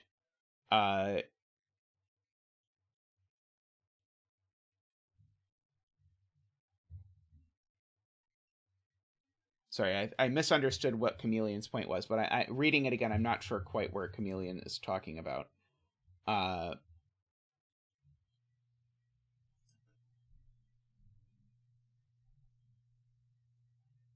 So green in column 1 is in one of these two cells. And so if green is in column 1 in one of these two cells, where is green in column... green is in one of these two cells, and green is in one of these two cells. So I need to put 2 greens in here, is the point of chameleon. And they either go here and here, or here and here. But this option's broken, because green's not bigger than green. So in fact, those are both green. That's cool. So that's a 3-4 pair. So that removes 3 or 4 as options from any cell. No, it's not. Sorry. That's not what green is. Green is a 2-3, not a 3-4.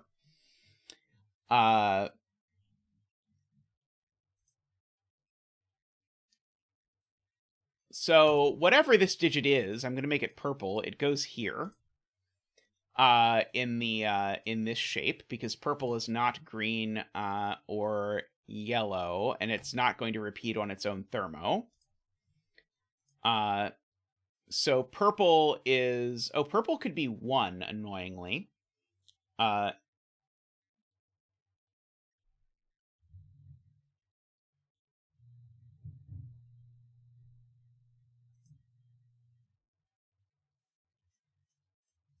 Oh, interesting.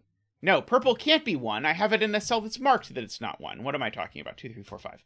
Okay, so if purple's not 1, then I know where purple goes in the T. And so now I know where purple goes in row 3, and so now I know where purple goes in row 5.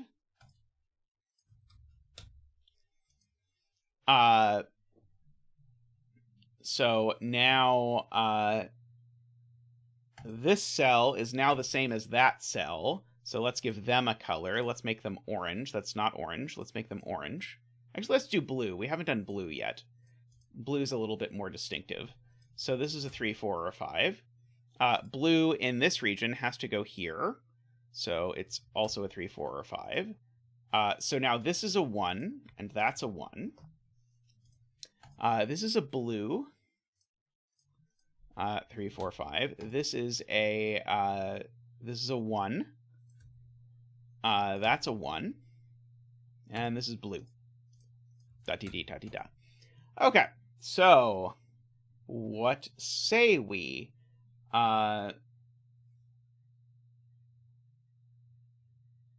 So because of this Renbon, one of these two has to be a 4. So no other color is a 4. Because if I did not put a 4 on this Renbon, it would be a 3-5 Renbon. So every color that is not yellow or blue is not 4. So in particular, purple is not 4.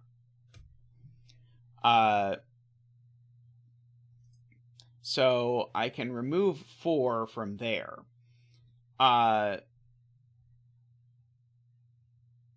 Blue can't be 3, because if blue is 3, then purple is 2, and green is nothing. So blue is not 3.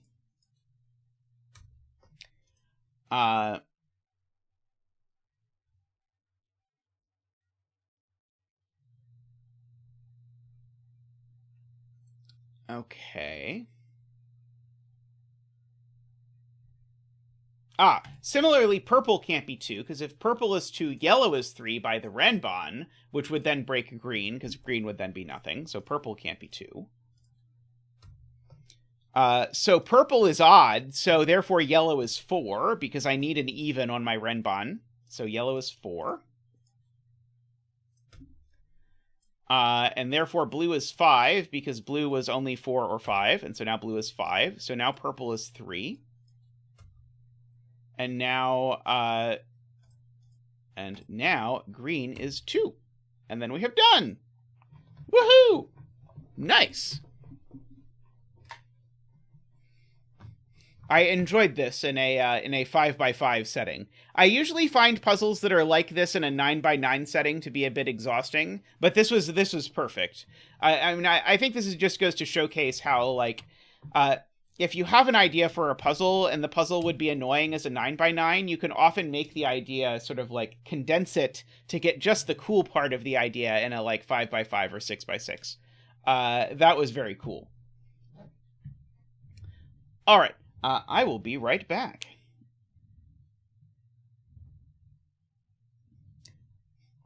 Oh, thank you so much, William.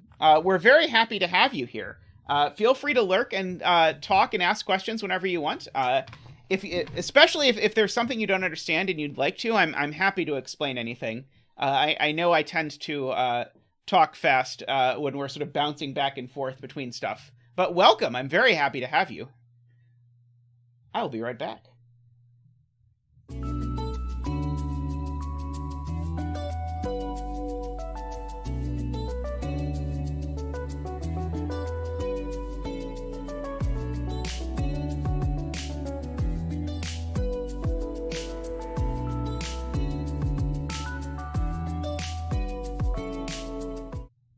Alrighty, we're back.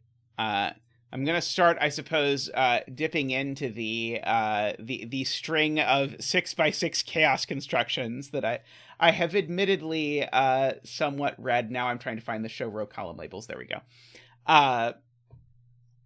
Okay, so let's look at this Jay Dyer chaos construction. There's also an Andrewsarchus chaos construction 6x6 in here as well. So in this puzzle, we have to make each region a 1-cell wide snake, which starts in the cell next to an outside clue. The clue gives the sum of the first X cells along the snake, where X is the digit in the first cell. Okay, so I have a snake starting here, and now I am just counting along the snake.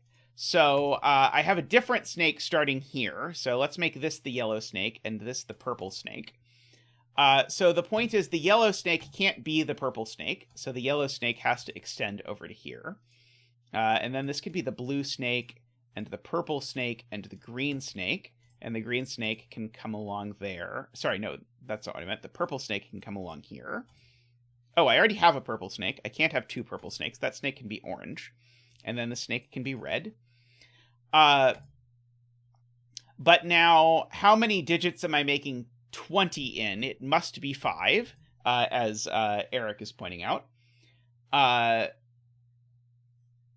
Let's see. Okay, so, and then let's do, okay, so for 6, I could make 6 in 2 or 3.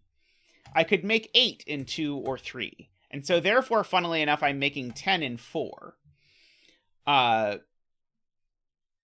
Which is surprising, to say the least. So this is also a 2 or a 3. I can't get to 14 in 2. Can I get to 14 in 3? Yes. So this is a 3, 4, or 5. So we've got all of that going on. So this is interesting in that the 10 now has to be 4, 3, 2, 1 in some order, followed by 5 and 6. If this is 2, it's a 2 and a 4, and the 4 goes here. If this is a 3, it's a 3, a 2, and a 1.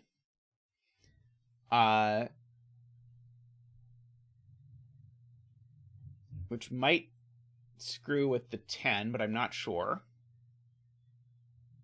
Oh, can you drop a link to the Discord? I think there's one in the description, but we can put one in chat. Tristan, 2, 3, 4, 5, 6. That one's not a 5. So this is only a 1 or a 6.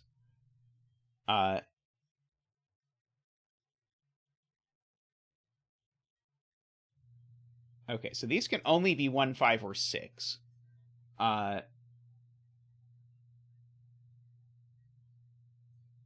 So yeah, so if the 4 goes up, it goes 4, 1. This becomes a 2 or a 3.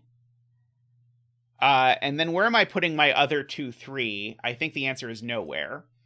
So I don't think the 4 can go up. So if the 4 goes up, it goes 4, 1. This would have to now be a 2, 3. I can't go 2, 3 up. I don't actually know from the rules if I'm allowed to have my 1-cell wide snake touch itself. I assume not. So I think I can't do that. So I think the 4 just can't go up. We can X the blue there.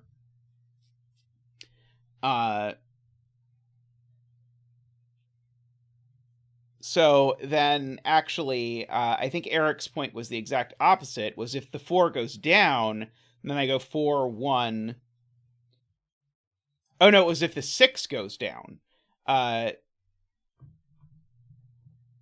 So if this was 2, 1, 3, or sorry, well, it couldn't be 2. It would have to be 3, 1, 2 in order for that to work.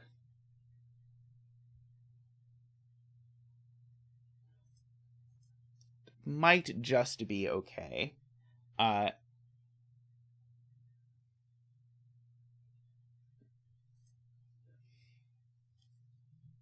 think I agree with Gary in that nothing can get here except for blue. If any of these regions get here, it's going to cut off blue from expanding. And if blue gets here, sorry, except from orange, I meant to say orange. Blue just can't get here because it can't take enough cells. So I think orange has to just cut across like that. In which case that tells me that this is a 1, which is huge because now that tells me that blue has to grow this way. And this has to be a 1, 2, or 3. Purple now has to grow this way. And this has to be a 2, 3, or 4. Actually, it's never a 3. It's a 1, 2, or 4. Because it's either 3, 2, 1, or it is 2, 4. Therefore, yellow has to grow there.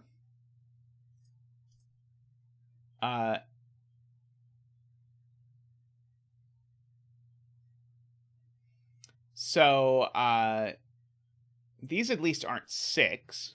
Could be... Oh, no, sorry. It could be 2, 6.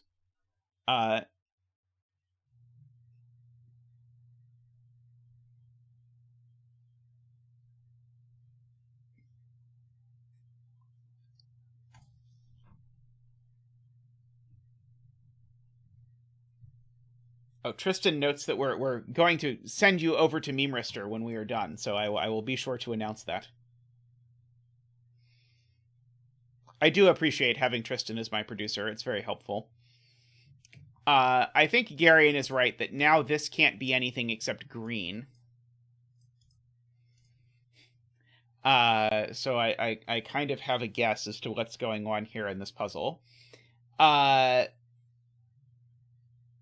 So now, this we said is not purple, and it's certainly not yellow, so this has to be red, which means that red now has to do that. So blue does that, and now yellow needs to take that, and purple has to take that.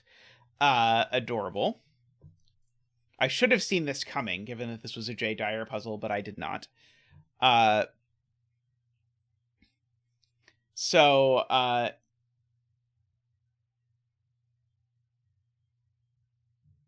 Are the cats proving difficult to control? Yes, this is very chaotic. I agree. Okay, so now this could be 2, 6. Oh, right. That's the point. Right. I know that these are 1, 2, 3.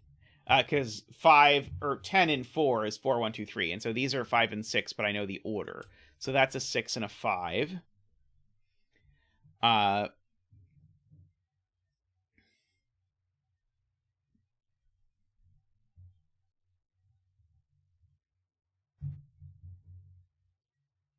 So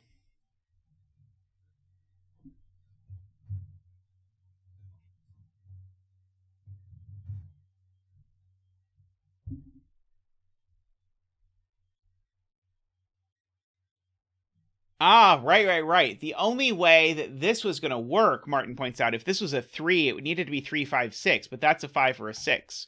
So this, therefore, is a 4. These are 1, 2, 3. Therefore, these two need to add together to be my outies of 7.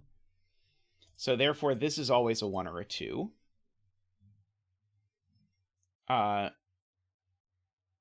6 can no longer be in 3, because a 6 and 3 would be 1, 2, 3. So this can't be a 3, so this is now a 2.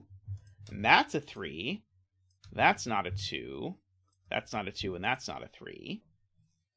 And so 6 and 2 is not 2 and 1, because those would add to be 3, so it's 2 and 4.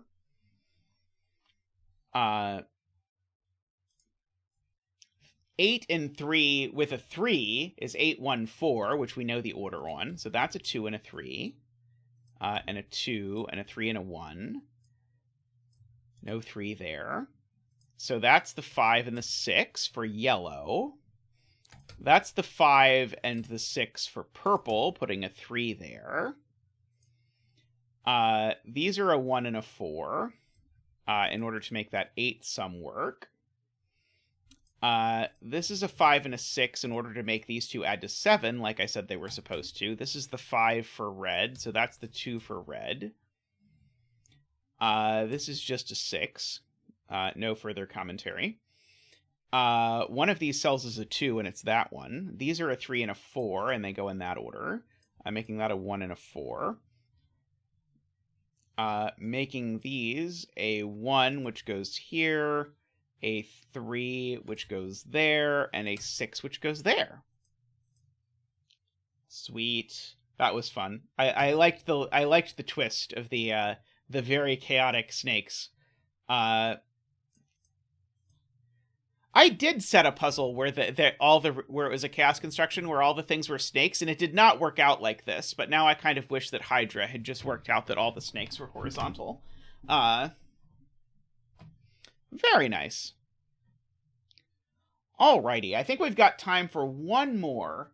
I will be right back with one more, and then we will kick things over to Meme Rister for his reaction video. Be right back.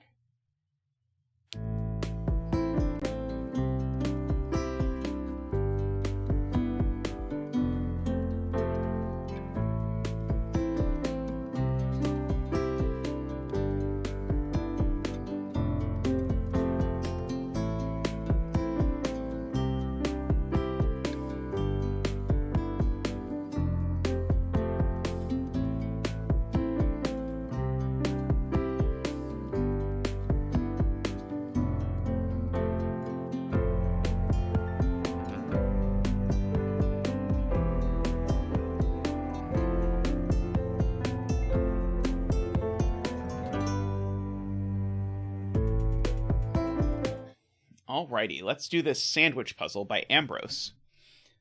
So now sandwiches are between 1 and 6.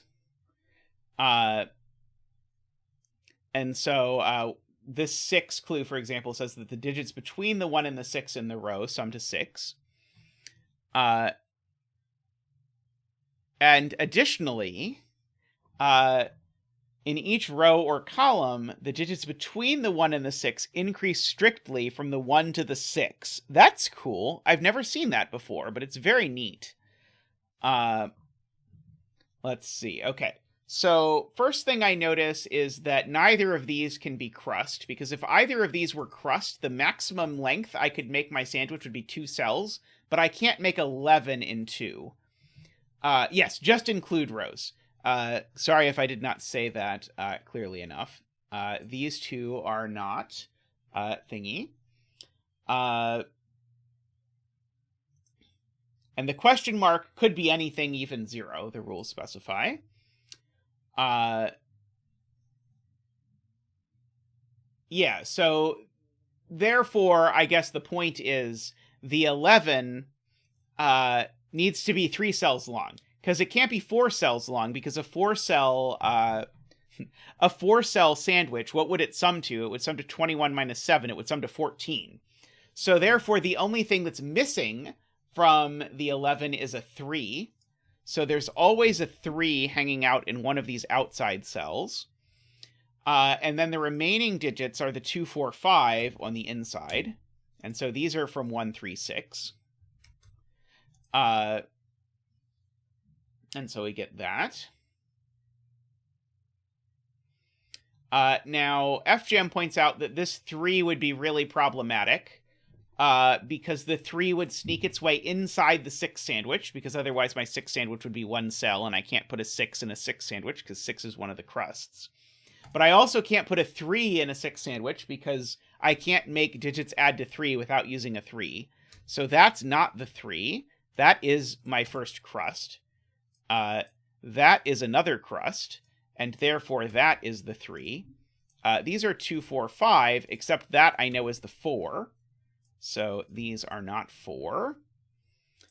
This is 1 or 6. Great. Okay, so my 6, again, needs to be at least too long. It can only... Sorry, has to be exactly too long. And it has to be 2, 4, actually. Because, again, I can't do 1, 2, 3, and I can't do 1, 5. So these digits are 3, 5, which actually does a ton, because it means that's 2, 4, 5. That's 1, 6. That's 2, 4. This needs to be, in fact, exactly too long as well. So this is either 4, 3, which it's not, or 5, 2, which it is. This is green.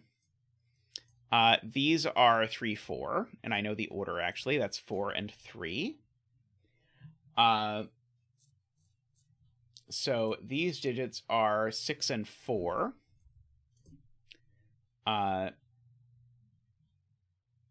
Neat. These digits are 1 and 3.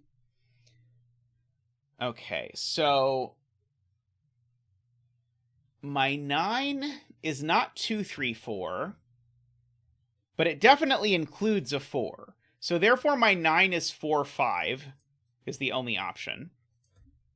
My 9 is 4, 5, but it's not on that side. So it's 4, 5 with the 5 on that side. So those are purple and go 1 and 6. And that's a 3, making that a 5 and a 3. Making these green. These are a 4 and a something. A 4 and a 3, making that a 1 and a 3. Making these green. Making these purple, and they're a 1 and a 6. That's not a 1. And a 1 and a 6. These are a 2 and a 5, which I don't know the order on yet. These are a 6 and a 2. These are green. But the point is now, this 3 is big, so this either goes 2, 1, or this just... Oh, this can't be the 1. This can't be the 1. Because of the 1 looking at it. So in fact, that's the 1, and this is now a 2 because of the thermo property. Good use of question mark. So that is purple and green and purple and green. And so that is a 6 and a 4 and a 6 and a 2. That's a 5 and 4. Woohoo! Thank you, Ambrose. That was a lot of fun. And thank you, everyone, for hanging out. We got a lot of puzzles done today. Even of none 6x6, 3x3, 5x5s. But we got to do a lot of cool stuff today, so that was a lot of fun. Thank you, everyone, for hanging out. We are going to wrap up stream real quick, and send you over to Memerister. But just a reminder, if you haven't liked the stream yet, please do. If you're new here and you haven't subscribed, please consider subscribing. It is always much appreciated. And if you want to do even more, if you want to go above and beyond the call of duty, you can support the stream by clicking the join button. For as little as $5 a month, you can help keep the lights on, keep the stream going. I stream for about 50 hours a month, so I feel like it's a pretty good deal. But if you can't support the stream or whatever, or don't want to for whatever reason, you're always welcome. I hope you feel welcome here and enjoy yourself either way. But thank you very much to all of you who do support the stream, especially to the Turbine supporters, so the people who support at the top level, which are David Ratner, Michael O'Connor, Nordy, who we saw a neat snake puzzle from earlier, Franco, Woofer, and Andreas. Thank you so much to all of you. I hope to see you all around next time when I stream on Sunday. But that's going to be the end of the stream for now. So I'm going to kick you over to Memerister, and we're going to go watch Memerister react to Simon's solve of his puzzle. So see you all next time. Bye for now.